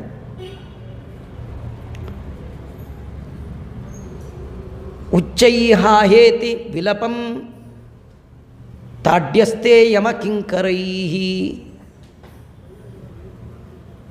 ಪಾಪಿ ಜೀವಿ ಎತ್ತರದ ಧ್ವನಿಯಲ್ಲಿ ಅಳ್ತಾನಂತೆ. ಆಗ ಮತ್ತೆ ಯಮದೂತರು ಹೊಡಿತಾರೆ. ತಯೋರ್ ನಿರ್ಭಿನ್ನ ಹೃದಯ ತರ್ಜನೈ ಜಾತವೇ ಪತುಹು. ಅವರ ಹೊಡೆತದಿಂದ ಅವನು ಮೂರ್ಛೆ ಒಳಗಾಗಿ ಬಿದ್ದು ಬಿಡ್ತಾನೆ. ಪತಿ ಶ್ವಭಿರ್ಭಕ್ಷ್ಯಮಾಣ ಅತೋಘಂ ಸ್ವಮನುಸ್ಮರನ್. ಪಥಿ ಅಂದರೆ ದಾರಿ. ದಾರಿಯಲ್ಲಿ ನಾಯಿಗಳು ಇವನ ಮಾಂಸಖಂಡವನ್ನು ಕಚ್ಚಿ ಕಚ್ಚಿ ಕಚ್ಚಿ ತಿನ್ನತ್ತೆ. ಒಂದೊಂದು ಸತಿ ಕಚ್ಚಿದಾಗಲೂ ನನ್ನ ಯಾಕೆ ಕಚ್ತಾ ಇದೆ, ಇದಕ್ಕೆ ಏನು ಕಾರಣ ಅಂತ ಅವನಿಗೆ ನೆನಪು ಬರುತ್ತಂತ. ನಾನು ಹೀಗೆ ಮಾಡಿದ್ದೀನಿ, ಅದಕ್ಕೆ ಇದು ಅಂಥೇಳಿ ತಾನು ಮಾಡಿದ ತಪ್ಪಿಗೆ ತುಂಬ ದುಃಖ ಪಡ್ತಾನಂತೆ. ಕ್ಷುತ್ರುಟ್ ಪರಿತೋರ್ಕ ದಾವಾನಲಾನ್ಲೈ ಸಂತಪ್ಯಮಾನ ಪತಿ ತಪ್ತವಾಲುಕೆ. ಭಾಳ ಹಸಿವೆ, ತುಂಬ ನೀರಡಿಕೆ. ನೋಡಿ, ನಮಗೆ ಮನೆ ಒಳಗಿದ್ದಾಗ ಫ್ರಿಜ್ಜಲ್ಲಿ ಹಾಲಿರುತ್ತೆ, ಗ್ಯಾಸ್ ಸ್ಟೌವಲ್ಲಿ ಗ್ಯಾಸ್ ಇರುತ್ತೆ, ಡಬ್ಬದಲ್ಲಿ ಕಾಫಿ ಪುಡಿ ಇರುತ್ತೆ, ಸಕ್ಕರೆ ಇರುತ್ತೆ. ಆದರೆ ಕುಡಿಬೇಕು ಅಂತ ಏನು ಅನಿಸೋದೇ ಇಲ್ಲ ರೀ, ಅಲ್ವಾ? ಏನೋ ಒಂದು ಸತಿ ಬೇಡ, ಎರಡು ಬೇಡ, 3 ಸತಿ ಕುಡಿಬೋದು. ಯಾರಾದರೂ ದೊಡ್ಡ ಡ್ರಮ್ಮಲ್ಲಿ ಮಾಡ್ಕೊಂಡು ಹೋಗ್ತಾ ಬರ್ತಾ ಕುಡ್ದದ್ದನ್ನು ಯಾರಾದರೂ ನೋಡಿದ್ದೀರಾ? ಅನಿಸಲ್ಲ. ಒಂದು ಸತಿ ಏನಾದ್ರು ಒಂದಿನ 2-3 ಸತಿ ಆಗಿಬಿಟ್ರೆ, ಯಾರು ಬಂದಾಗ ನಾವು ಅವ್ರಿಗೆ ಕೊಟ್ಟರೆ ಅವರು ನಮಗೆ ನೀವು ಒಂಚೂರು ಅಯ್ಯೋ ಸಾಕಾಗಿದೆ ರೀ ಬೆಳಗ್ಗೆಯಿಂದ ಅಂತೀರಲ್ಲ. ಆಶ್ಚರ್ಯ ಗೊತ್ತಾ ನಿಮಗೆ?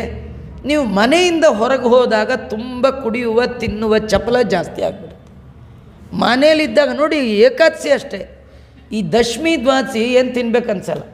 ಅದೇ ಏಕಾದಶಿ ಮಧ್ಯಾಹ್ನ ಆಗ್ತಾ ನಾಳೆ ಏನೇನು ಮಾಡಬೇಕು, ಏನು ಹೇಳೋ ಒಂದು 25 ಐಟಮ್ ನೋಡಿದ್ರೆ ಎಲ್ಲ ತಿಂದಾಕ್ಬಿಡಿ, ಏನು ತಿನ್ನಲ್ಲ. ಬೆಳಗ್ಗೆ ಒಂದು ಸಾರು ಅನ್ನ ತಿಂದುಬಿಟ್ರೆ ಅವನ ಕತೆ ಮೊದಲನೇ ಬೌಲಿಂಗೇ ಬೋಲ್ಡ್. ಈ ಬರುವ ಕೆಲವರು ಸೆಂಚುರಿ ಹೊಡೆಯೋರ ಥರ ಹೀಗೆಲ್ಲ ಮಾಡ್ಕೊಂಬರ್ತಾರಲ್ಲ, ನಾವು ಏಕಾದಶಿ ಮಾಡುವಾಗೆಲ್ಲ ಹಾಗೆ ಏನು ಯೋಗ್ಯತೆಯೇ ಇಲ್ಲ.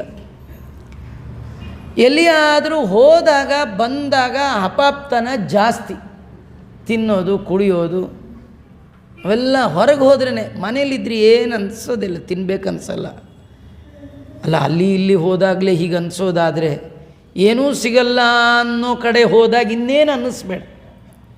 ತೀರ್ಥಯಾತ್ರೆಗೆ ಹೋದಾಗ ಅಡುಗೆಯವ್ರ ಜೊತೇಲಿ ಇದ್ದೇ ಇರ್ತಾರೆ, ಅಡುಗೆ ಮಾಡೇ ಮಾಡ್ತಾರೆ, ಎಲ್ಲ ಫಿಕ್ಸೇ. ಆದರೂ ಎಷ್ಟೊತ್ತಾಗತ್ತೋ ಏನೋ, ಏನು ಬರುತ್ತೋ ಅದು ಹಾಕ್ಸ್ಕೊಂಬಿಡೋದು. ಸಾರು ಬಂದರೆ ಸಾರೇ ಲೋಟಕ್ಕೆ, ಹುಳಿ ಬಂದರೆ ಹುಳಿ, ಅನ್ನ ಬರುತ್ತೋ ಇಲ್ಲೋ, ಅನ್ನ ಬಂದರೆ ಅದೇ ಹಾಕ್ಸ್ಕೊಂಬಿಡೋದು. ಏನೋ ಬುದ್ಧಿ. ಯಾರು ಎಲ್ಲ ಒಳ್ಳೆಯವರೇ ರೀ, ಯಾರು ಜಗತ್ತಲ್ಲಿ ಕೆಟ್ಟವರೇ ಇಲ್ಲ. ಬುದ್ಧಿ ಆ ಕಾಲಕ್ಕೆ ಅದು ಯಾಕೆ ದೇವರಾಗಿ ಬುದ್ಧಿ ಕೊಡ್ತಾನೋ ಏನು. ಅಂದಮೇಲೆ ಇಲ್ಲಿ ಎಲ್ಲಿ ನರಕದ ದಾರಿಯಲ್ಲಿ ನೀರಿಲ್ಲ, ನೆರಳಿಲ್ಲ, ಅನ್ನ ಇಲ್ಲ, ಎಷ್ಟು ಹಸಿವಾಗುತ್ತೆ.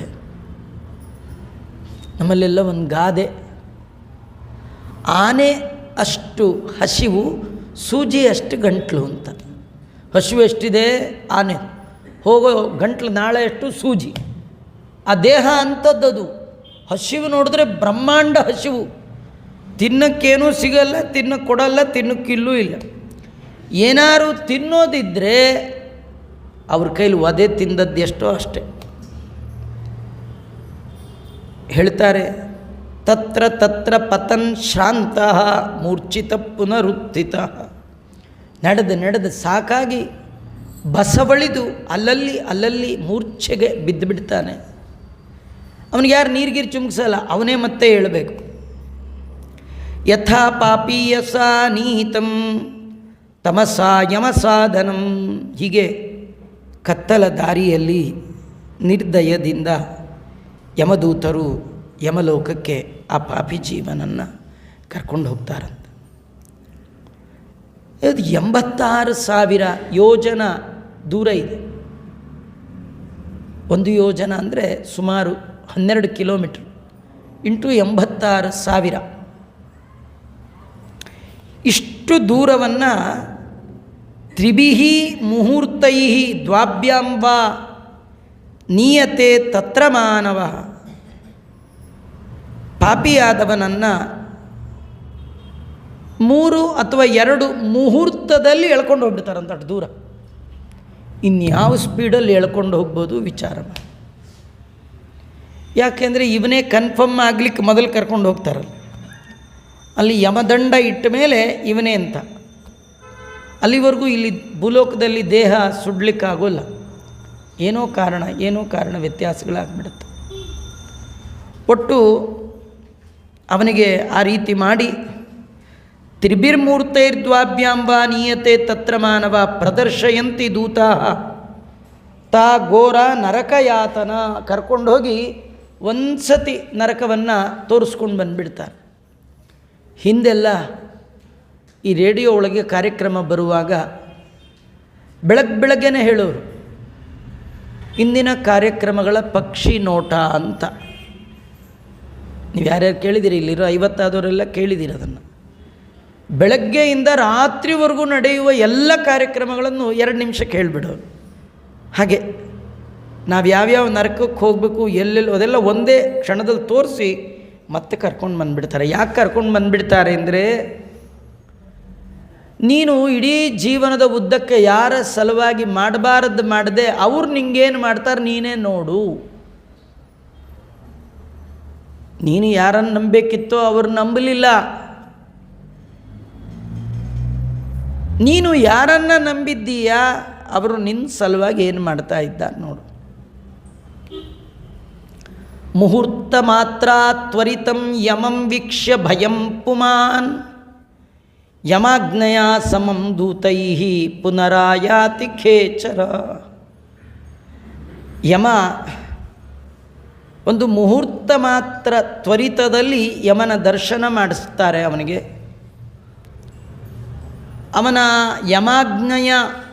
ಯಮನ ಆಜ್ಞೆಯಿಂದ ಆ ದೂತರು ಆಕಾಶ ಮಾರ್ಗದಿಂದ ಆ ಜೀವನನ್ನು ಮತ್ತೆ ಕರ್ಕೊಂಡು ಬಂದುಬಿಡ್ತಾರೆ ಭೂಮಿ ಕೆಳಗೆ. ಬಂದ ಸಂದರ್ಭದಲ್ಲಿ ಜೀವ ತನ್ನ ಮನೆ ಮುಂದೆ ತನ್ನ ದೇಹ ಇರೋದು ನೋಡಿ ಆ ಯಮದೂತರು ಕೈ ಮುಗಿದು ಕೇಳ್ಕೊಳ್ತಾ, ಆಯ್ತಪ್ಪ ನಾನು ಎಳ್ಕೊಂಡೋಗಿದ್ದೀರಿ, ಶಿಕ್ಷೆ ಅನುಭವಿಸ್ತೀನಿ, ಎಲ್ಲ ಸರಿ, 1 ನಿಮಿಷ ಟೈಮ್ ಕೊಡಿ, ಆ ದೇಹದ ಒಳಗೆ ಹೋಗಿ ಒಂದಿಬ್ಬರ ಹತ್ರ ಮಾತಾಡ್ಕೊಂಡು ಬರ್ತೀನಿ ಅಂತಾನು. ಒಂದು ಸ್ವಲ್ಪ ಅಗಮ್ಯ ವಾಸನ ಬದ್ಧೋ ದೇಹಮಿಚ್ಛನ್ ಯಮಾನುಗೈ. ಯಮದೂತರ ವಶನಾದ ಜೀವ ಅಗಮ್ಯವಾದ ತುಂಬ ದಿನದಿಂದ ಯಾವ ದೇಹದಲ್ಲಿ ವಾಸ ಮಾಡಿಕೊಂಡಿರ್ತಾನೆ ಅದನ್ನು ಬಿಡಕ್ಕೆ ಮನಸ್ಸಾಗದೆ ದೇಹಮಿಚ್ಛನ್ ಆ ದೇಹವನ್ನು ಬಯಸ್ತಾನಂತೆ. 1 ನಿಮಿಷ ಹೋಗಿ ಬಂದುಬಿಡ್ತೀನಿ. ಧೃತಃ ಪಾಶೇನ, ಆದರೆ ಹಗ್ಗದಿಂದ ಗಟ್ಟಿ ಹಿಡ್ಕೊಂಡು ಬಿಟ್ಟಿರ್ತಾರೆ. ಬಿಡಲ್ಲ ಅವರು. ತುಂಬ ಹಸಿವು, ನೀರಡಿಕೆ ಎಲ್ಲ ಆಗುತ್ತೆ, ಅಳ್ತಾನೆ. ಆ ಸಂದರ್ಭದಲ್ಲಿ ಅಲ್ಲಿ ಸತ್ತ ದಿನವೇ ಅದು ಪಿಂಡ ಪ್ರದಾನವನ್ನು ಮಾಡ್ತಾರೆ. ಭುಂಕ್ತೆ ಪಿಂಡಂ ಸುತೈರ್ದತ್ತಂ ದಾನಂ ಚಾತುರಕಾಲಿತಂ. ಮರಣ ಸಮಯದಲ್ಲಿ ಮಾಡುವ ದಾನ, ಆ ಸಮಯದಲ್ಲಿ ಮಾಡಿದ ಪಿಂಡ ಪ್ರದಾನ, ಇದನ್ನೆಲ್ಲ ಭುಂಕ್ತೆ ಸ್ವೀಕಾರ ಮಾಡ್ತಾನೆ. ಇದು ಸ್ವಯಂ ಭಗವಂತನ ಮಾತು, ಗರುಡನಿಗೆ ಹೇಳ್ತಾ ಇದ್ದಾನೆ. ಇದ್ರ ಮೇಲೆ ನಾವು ಆಕ್ಷೇಪ ಮಾಡಬಾರ್ದು. ನಿಜವಾಗಿ ನಿಮಗೆ ದೇವರಲ್ಲಿ ನಂಬಿಕೆ ಇದ್ದರೆ, ಧರ್ಮದಲ್ಲಿ ನಂಬಿಕೆ ಇದ್ದರೆ ಇದರ ಮೇಲೆ ಆಕ್ಷೇಪ ಇಲ್ಲ. ನೀವೇನೋ ಜಿಲ್ಲಾ ಕೋರ್ಟು, ಹೈಕೋರ್ಟಲ್ಲಿ ಹೆಚ್ಚು ಕಮ್ಮಿ ಆದರೆ ಸುಪ್ರೀಂ ಕೋರ್ಟ್ಗೆ ಹೋಗಿ ಕೇಳ್ಕೊಳ್ಬೋದು. ಸುಪ್ರೀಂ ಕೋರ್ಟ್ ಮೇಲೆ ಮತ್ತೆ ಎಲ್ಲಿ ಹೋಗ್ತೀರಿ? ಸುಪ್ರೀಂ ಪವರ್ ಪರಮಾತ್ಮ ಅವನು ಹೇಳ್ತಾ ಇದ್ದಾನೆ. ಅವನ ಮಾತಲ್ಲಿ ಯಾಕೆ ನಾ ಹೇಳಲಿಕ್ಕೆ ಬಂದೆ ಅಂದರೆ, ತುಂಬ ಜನರ ಒಂದು ತಪ್ಪು ಕಲ್ಪನೆ, ಇದೆಲ್ಲ ಮೂಢನಂಬಿಕೆ, ಇಲ್ಲಿ ಕೊಟ್ಟರೆ ಅಲ್ಲಿ ಹೋಗುತ್ತಾ, ಇಲ್ಲಿ ಮಾಡಿದ್ರೆ ಅಲ್ಲಿ ಹೋಗುತ್ತಾ, ಹಾಗೆಲ್ಲ ಏನು ಹೇಳ್ತಿರ್ತಾರೆ. ಈಗ ಇಲ್ಲಿ ನಡೆಯೋದನ್ನು ಎಲ್ಲೋ ಕೂತು ಕೇಳ್ತಾ ಇದ್ದಾರೆ. ಇದು ಹೇಗೆ ತರಂಗಗಳಲ್ಲಿ ಹೋಗುತ್ತೋ ಭಗವಂತ ಅವನು ಹೇಗೆ ಸ್ವೀಕಾರ ಮಾಡಬೇಕು ಅವನಿಗೆ ಗೊತ್ತು. ಇವರಿಗೇನು ಕೊಡಬೇಕು ಗೊತ್ತು, ಯಾವ ಕ್ರಮದಲ್ಲಿ ಕೊಡಬೇಕು ಗೊತ್ತು, ಕೊಡ್ತಾನೆ ಭಗವಂತ. ನಂಬಿ ಕೆಟ್ಟವರಿಲ್ಲವೋ ರಂಗಯ್ಯನ, ನಂಬದೆ ಕೆಟ್ಟರೆ ಕೆಡಲಿ. ನಂಬಿಕೆ ಇದ್ದರೆ ಮಾಡಿ, ಇಲ್ಲದೆ ಇದ್ದರೆ ಬಿಡಿ. ಮಕ್ಕಳನ್ನು ಪಡೆಯೋದೇ ಇದರ ಸಲುವಾಗಿ ಅಂತೆ. ತಂದೆ ಸತ್ತಾಗ ತಂದೆ ಆಸ್ತಿ ಕಡೆ ಮಕ್ಕಳು ಯೋಚನೆ ಮಾಡಬಾರ್ದಂತೆ. ಕೆಲವರು ಆಸ್ತಿಲ್ ತೋರೋ ಇಂಟ್ರೆಸ್ಟು ಅಸ್ಥಿ ಸಂಚಯನದಲ್ಲಿ ತೋರಿಸಲ್ಲ. ಆಸ್ತಿಗೆ ಮಾತ್ರ ಎಲ್ಲ ಅಣ್ಣ ತಮ್ಮಂದರು ಭಾರಿ ಇಂಟ್ರೆಸ್ಟಲ್ಲಿ ಕೂತ್ಕೊಳ್ತಾರೆ. ಅಸ್ತಿನ ಮಾತ್ರ ಆಚಾರ ಕೈಲೇ ಕೊಟ್ಟು ಕಳಿಸ್ಬಿಡ್ತಾರೆ. ನೀವೇ ನಿಮ್ಮದೇನಿದೆ ಆನ್ಲೈನಲ್ಲಿ ಪೇ ಮಾಡ್ತೀನಿ ಅಂತಾರೆ. ಇಂಥ ಕೆಟ್ಟ ಕೆಟ್ಟ ಮಕ್ಕಳನ್ನು ಹಡಿಬಾರದು. ಮಕ್ಕಳನ್ನು ಹಡಿಯೋದೇ ನಾನು ಸತ್ತ ನಂತರ ನನಗೆ ಕ್ಯಾರಿಯರ್ ತಂದುಕೊಡ್ತಾನೆ ಈ ಮಗ ಅಂತ. ಹಾಗೆ ಮಕ್ಕಳನ್ನು ಬೆಳೆಸಿರಬೇಕು. ನೋಡಿ, ನಮ್ಮ ದೌರ್ಭಾಗ್ಯ ಹೀಗಾಗಿದೆ. ನಮ್ಮ ತಾತ, ನಿಮ್ಮ ತಾತ, ನಮ್ಮ ತಂದೆ, ನಿಮ್ಮ ತಂದೆ ಎಲ್ಲ ಮನೇಲಿ ಶ್ರಾದ್ದ ಕಾರ್ಯ ಮಾಡೋರು. ಮಕ್ಕಳು ಮೊಮ್ಮಕ್ಕಳು ಎಲ್ಲ ಪ್ರಸಾದಕ್ಕಿರಬೇಕು, ನಮಸ್ಕಾರ ಮಾಡಬೇಕು, ತಂದೆ ತಾತ ಮಾಡುವ ಕರ್ಮವನ್ನು ನೋಡಬೇಕು, ಪುಟ್ಟ ಮಕ್ಕಳು ನೋಡಬೇಕು. ಅವುಗಳ ಮನಸ್ಸಿನಲ್ಲಿ ಧರ್ಮದಲ್ಲಿ ಶ್ರದ್ಧೆಯ ಚಾಪು ಮೂಡಬೇಕು. ನಮ್ಮ ತಾತ ಮಾಡಿದ್ದನ್ನು ನೋಡಿದ್ದೆ, ಈಗ ಯಾರು ಅನ್ನೋ ಹಾಗೇ ಇಲ್ಲ. ಯಾಕಂದರೆ ನಾವು ಯಾರಿಗೂ ಕೊಂಡದಾಗ ನಾವಿಬ್ಬರೇ ಬಂದು ಮಠದಲ್ಲಿ ಮಾಡ್ಕೊಂಡು ಬರಲ್ಲ, ಯಾರೂ ಬರಲ್ಲ. ಮತ್ತೇನು ಗೊತ್ತಾಗತ್ರಿ? ಒಂದಿನ ರಜಾ ಹಾಕ್ಬಿಡ್ಬೇಕು. ಅದೇ ದೇಹಕ್ಕೆ ಹೆಚ್ಚು ಕಮ್ಮಿ ಹಾಕಿದ್ರೆ ರಜಾ ಹಾಕ್ತಿರೋ ಇಲ್ಲೋ? ನಿಮಗೆ ರೋಗ ರುಜಿನ ಬರಬಾರ್ದು ಅಂತ ಆಸೆ ಇದ್ದರೆ ತಂದೆ ತಾಯಿಗಳ ಕಾರ್ಯ ಶ್ರದ್ಧೆಯಿಂದ ಮಾಡಬೇಕು. ಎಷ್ಟೋ ಜನಕ್ಕೆ ಶ್ರಾದ್ದ ಮಾಡ್ತಾರೆ, ಹೆಸರೇ ಗೊತ್ತಿಲ್ಲ ಆಚಾರ್ಯ ಅಂತಾರೆ. ಆಶ್ಚರ್ಯ, ಹಾಗೆ ಅನ್ನಬಾರ್ದು. ಮಾತಾಮಹಿ ಹೆಸರೇ ಗೊತ್ತಿಲ್ಲ ಆಚಾರ್ಯ, ಗೊತ್ತಿಲ್ಲ, ಹಾಗೆಲ್ಲ ಅನ್ನಬಾರ್ದು. ಯಾಕಂದರೆ ಸೋದರ ಮಾವನ ತಂದೆ ತಾಯಿಗಳೇ ನಿಮಗೆ ಮಾತಾಮಹಿ ಆಗ್ತಾರೆ. ಅವ್ರನ್ನ ಕೇಳಿ ತಿಳ್ಕೊಳ್ಬೇಕು. ಅವ್ರಿಗಂತೂ ಅಪ್ಪ ಅಮ್ಮನಿಗೆ ನಂಬಿಕೆ ಇದ್ದೇ ಇರುತ್ತೆ. ಅದೊಂದು ವಂಶಾವಳಿಯನ್ನು ಸಿದ್ಧ ಮಾಡಬೇಕು. ಈ ಫ್ಯಾಮಿಲಿ ಟ್ರೀ ಅಂತ ಹಿಂದೆಲ್ಲ ಹಳ್ಳಿ ಕಡೆ ಇಟ್ಕೊಂಡಿರ್ತಿದ್ರು. ಕೆಲಸಕ್ಕೆ ಬಾರದ ಡಾಕ್ಯುಮೆಂಟ್ಸ್ ಎಲ್ಲ ಮನೆಯೊಳಗೆ ಭಾರಿ ಇಟ್ಟಿರ್ತೀವಿ, ಆದರೆ ಹೆತ್ತವರ ಹೆಸರನ್ನೇ ಮರೆತು ಬಿಟ್ಟಿರ್ತೀವಿ. ನಮ್ಮ ಶ್ರೇಯಸ್ಸಿಗೆ, ನಮ್ಮ ಏಳಿಗೆಗೆ, ನಮ್ಮ ಔನ್ನತ್ಯಕ್ಕಾಗಿ ಯಾರು ಇಡೀ ತಮ್ಮ ಜೀವನವನ್ನೇ ಮುಡುಪಾಗಿಟ್ಟಿರ್ತಾರೆ ಅವ್ರನ್ನೇ ಮರೆತು ಬಿಟ್ಟಿರ್ತೀವಿ. ಅಂಥ ತಪ್ಪಿದು. ನಾವು ಶ್ರದ್ಧೆಯಿಂದ ನಮ್ಮ ತಂದೆಯ ಕಾರ್ಯವನ್ನು ಮಾಡಿದರೆ ನಮ್ಮ ಮಕ್ಕಳು ಹಾಗೆ ಮಾಡ್ತಾರೆ. ನಮಗೆ ಶ್ರದ್ಧೆ ಇಲ್ಲ ಅಂದರೆ ಮಕ್ಕಳಿಗೆ ಎಲ್ಲಿಂದ ಬರುತ್ತೆ? ಇವತ್ತು ನಾವು ಎಷ್ಟು ಮುಂದುವರೆದಿದ್ದೀವಿ ಅಂದರೆ ಮಕ್ಕಳು ಇದಕ್ಕೆಲ್ಲ ಬರಬಾರ್ದು ಅಯ್ಯೋ ಮಕ್ಕಳೆಲ್ಲ ಬರ್ತದೆ, ತಿಥಿಗೆಲ್ಲ ಮಕ್ಕಳು, ಇದು ಅನ್ಯಾಯ, ಇದು ಹಾಗಿಲ್ಲ, ಇದು ಬರಬೇಕು. ಚಿಕ್ಕ ಮಕ್ಕಳು ದೊಡ್ಡವರು ಎಲ್ಲರಿಗೆ ದೊಡ್ಡ ಆಶೀರ್ವಾದ, ತಂದೆ ತಾಯಿಗಳ ಆಶೀರ್ವಾದ, ವೈದಿಕದ ಆಶೀರ್ವಾದ, ಅಲ್ಲಿ ಬ್ರಾಹ್ಮಣರು ಮಾಡುವ ಆಶೀರ್ವಾದ ಬಹಳ ದೊಡ್ಡ ಆಶೀರ್ವಾದ. ಆ ಸಂದರ್ಭವನ್ನು ಯಾರೂ ಕಳ್ಕೊಳ್ಬಾರ್ದು. ಪ್ರೀತಿಯಿಂದ ಭಕ್ತಿಯಿಂದ ಮಗನಾದವ ತಂದೆಗೆ ಪಿಂಡವನ್ನು ಕೊಟ್ಟರೆ, ತಂದೆಯ ಹೆಸರಲ್ಲಿ ಉತ್ತಮವಾದ ದಾನವನ್ನು ಕೊಟ್ಟರೆ ಭಗವಂತ ಸತ್ತ ಜೀವನಿಗೆ, ಮೃತ ಜೀವನಿಗೆ ಕೊಡ್ತಾನಂತೆ. ಆದರೆ ತಥಾಪಿ ನಾಸ್ತಿಕತ್ತಾರ್ಕ್ಷ್ಯ ತೃಪ್ತಂ ಯಾತಿ ನ ಪಾತಕಿ. ಯಾರು ನಾಸ್ತಿಕನಾಗಿರ್ತಾನೆ, ಇಡೀ ಜೀವನದ ಉದ್ದಕ್ಕೂ ದೇವರ ಅಸ್ತಿತ್ವವನ್ನೇ ಒಪ್ಪಿರೋಲ್ಲ, ದೇವರನ್ನು ನಂಬೇ ಇರೋಲ್ಲ, ಇಡೀ ಜೀವನದ ಉದ್ದಕ್ಕೂ ಭಗವಂತನಿಗೆ ಬೆನ್ನು ಮಾಡಿ ಜೀವನ ನಡೆಸಿರ್ತಾನೆ, ಅವನಿಗೆ ಎಷ್ಟು ಕೊಟ್ಟರೂ ತೃಪ್ತಿ ಆಗೋಲ್ಲ. ಏನು ಮಗ ಬೇಕಾದ ಮಾಡಿದ್ದಾನೆ, ದೇವರು ಎಲ್ಲ ಕೊಡ್ತಾನೆ, ನಮಗೆ ಸಿಗೋದು ಮುಖ್ಯ ಅಲ್ಲ, ತೃಪ್ತಿ ಮುಖ್ಯ. ಆ ತೃಪ್ತಿ ದೇವರು ಕೊಡಬೇಕು, ಅದು ಕೊಡಲ್ಲ. ಯಾರಿಗೆ ಕೊಡಲ್ಲ? ಯಾರು ಪಾಪಿ ಇರ್ತಾನೆ ಅವನಿಗೆ ತೃಪ್ತಿ ಆಗೋದೇ ಇಲ್ಲ. ಪಾಪೀನಾಂ ನೋಪತಿಷ್ಠಂತಿ ದಾನಂ ಶ್ರಾದ್ದಂ ಜಲಾಂಜಲಿ. ಪಾಪಿಗಳಾದವರಿಗೆ ವರ್ಷ ಪರ್ಯಂತ ಮಾಡುವಂತಹ ಪಿಂಡ ಪ್ರದಾನಾದಿಗಳನ್ನು ಮಾಡುವ ದಾನಗಳನ್ನು ಎಲ್ಲವನ್ನೂ ಸ್ವೀಕಾರ ಮಾಡಿದರೂ ಅವನಿಗೇನು ತೃಪ್ತಿ ಆಗೋಲ್ಲ. ಕೆಲವು ಸತಿ ನೀವೆಂಥ ಹೈ ಟ್ರೀಟ್ಮೆಂಟ್ ಕೊಡಿಸಿದ್ರೂ ಬಾಡಿ ರೆಸ್ಪಾಂಡ್ ಮಾಡಲ್ಲ ಅಂದುಬಿಡ್ತಾರೆ. ಒಳ್ಳೆ ಡಾಕ್ಟ್ರು, ಒಳ್ಳೆ ಮೆಡಿಸನ್ನು, ಒಳ್ಳೆ ಎಲ್ಲ ಚೆನ್ನಾಗಿದೆ, ಮಗ ಬೇಕಾದ ಖರ್ಚು ಮಾಡಲಿಕ್ಕೆ ರೆಡಿ ಇದ್ದಾನೆ, ಸ್ವತಃ ಇದ್ದಾನೆ ಎದುರಿಗೆ, ಅವನೇ ಡಾಕ್ಟ್ರು, ಬಾಡಿ ರೆಸ್ಪಾಂಡ್ ಮಾಡ್ತಾ ಇದ್ದೋ ಇಂದ ಏನು ಮಾಡಲಿಕ್ಕಾಗಲ್ಲ. ಹಾಗಾಗಿ ನಾವು ಜೀವನದ ಒಳಗೆ ಪುಣ್ಯಾತ್ಮರಾಗಿ ಬದುಕಿರಬೇಕು, ಪುಣ್ಯಕರ್ಮವನ್ನು ಮಾಡಿರಬೇಕು. ಅದರಿಂದ ಏನಾಗತ್ತೆ? ತೃಪ್ತಿ. ಮಕ್ಕಳು ಕೊಟ್ಟಿದ್ದನ್ನು ಸ್ವೀಕಾರ ಮಾಡುವಾಗ ತೃಪ್ತಿ ಆಗುವಂಥದ್ದಿದೆ. ಭಗವಂತ ಈ ಸಂದರ್ಭದಲ್ಲಿ ಹೇಳ್ತಾನೆ, ಯಾರಾದರೂ ಮಕ್ಕಳು ಮೂರ್ಖತನದಿಂದ ಎಲ್ಲೋ ಸತ್ತವ್ರಿಗೆ ನಾವೇನು ಕೊಡೋದಿಲ್ಲಿ, ಕೊಟ್ಟರೆಷ್ಟು ಕೊಡದಿದ್ದರೆಷ್ಟು ಅಂತೇಳಿ ಏನಾದರೂ ಔರ್ಧ್ವ ದೈಹಿಕ ಕ್ರಮಗಳನ್ನು ವಿಧಿವತ್ ಪುರಸ್ಸರವಾಗಿ ಮಾಡಲಿಲ್ಲ ಅಂತಾದರೆ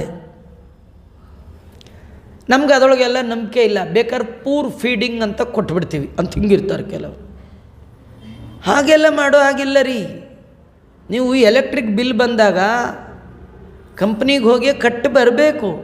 ನಮ್ಗೆ ಅದರೊಳಗೆಲ್ಲ ನಂಬಿಕೆ ಇಲ್ಲ, ಸುಮ್ಮನೆ ಯಾರೋ ಆಚಾರ್ಯ ದಕ್ಷಿಣ ಕೊಟ್ಬಿಡ್ತೀನಿ ಅಷ್ಟೇ. ಎಲೆಕ್ಟ್ರಿಕ್ ಬಿಲ್ ಕಟ್ಟಲ್ಲ ಅಂದರೆ ಆಗತ್ತಾ? ಆಚಾರ್ಯಕ್ಕೆ ದಕ್ಷಿಣ ಕೊಟ್ಟರೆ ಎಲೆಕ್ಟ್ರಿಕ್ ಬಿಲ್ ಹೋಗುತ್ತಾ? ಹೋಗಲ್ಲ. ಡಬಲ್ ಆಗುತ್ತೆ. ಅವನಿಗೆ ಬಂದು ಕರೆಂಟ್ ಹೊಡೆಸ್ತಾರೆ ಅಲ್ವಾ? ಎಲ್ಲ ಮಾಡಿ ಯಾವುದಕ್ಕೂ ಒಂದು ಕ್ರಮ ಇದೆ ಅಲ್ಲ.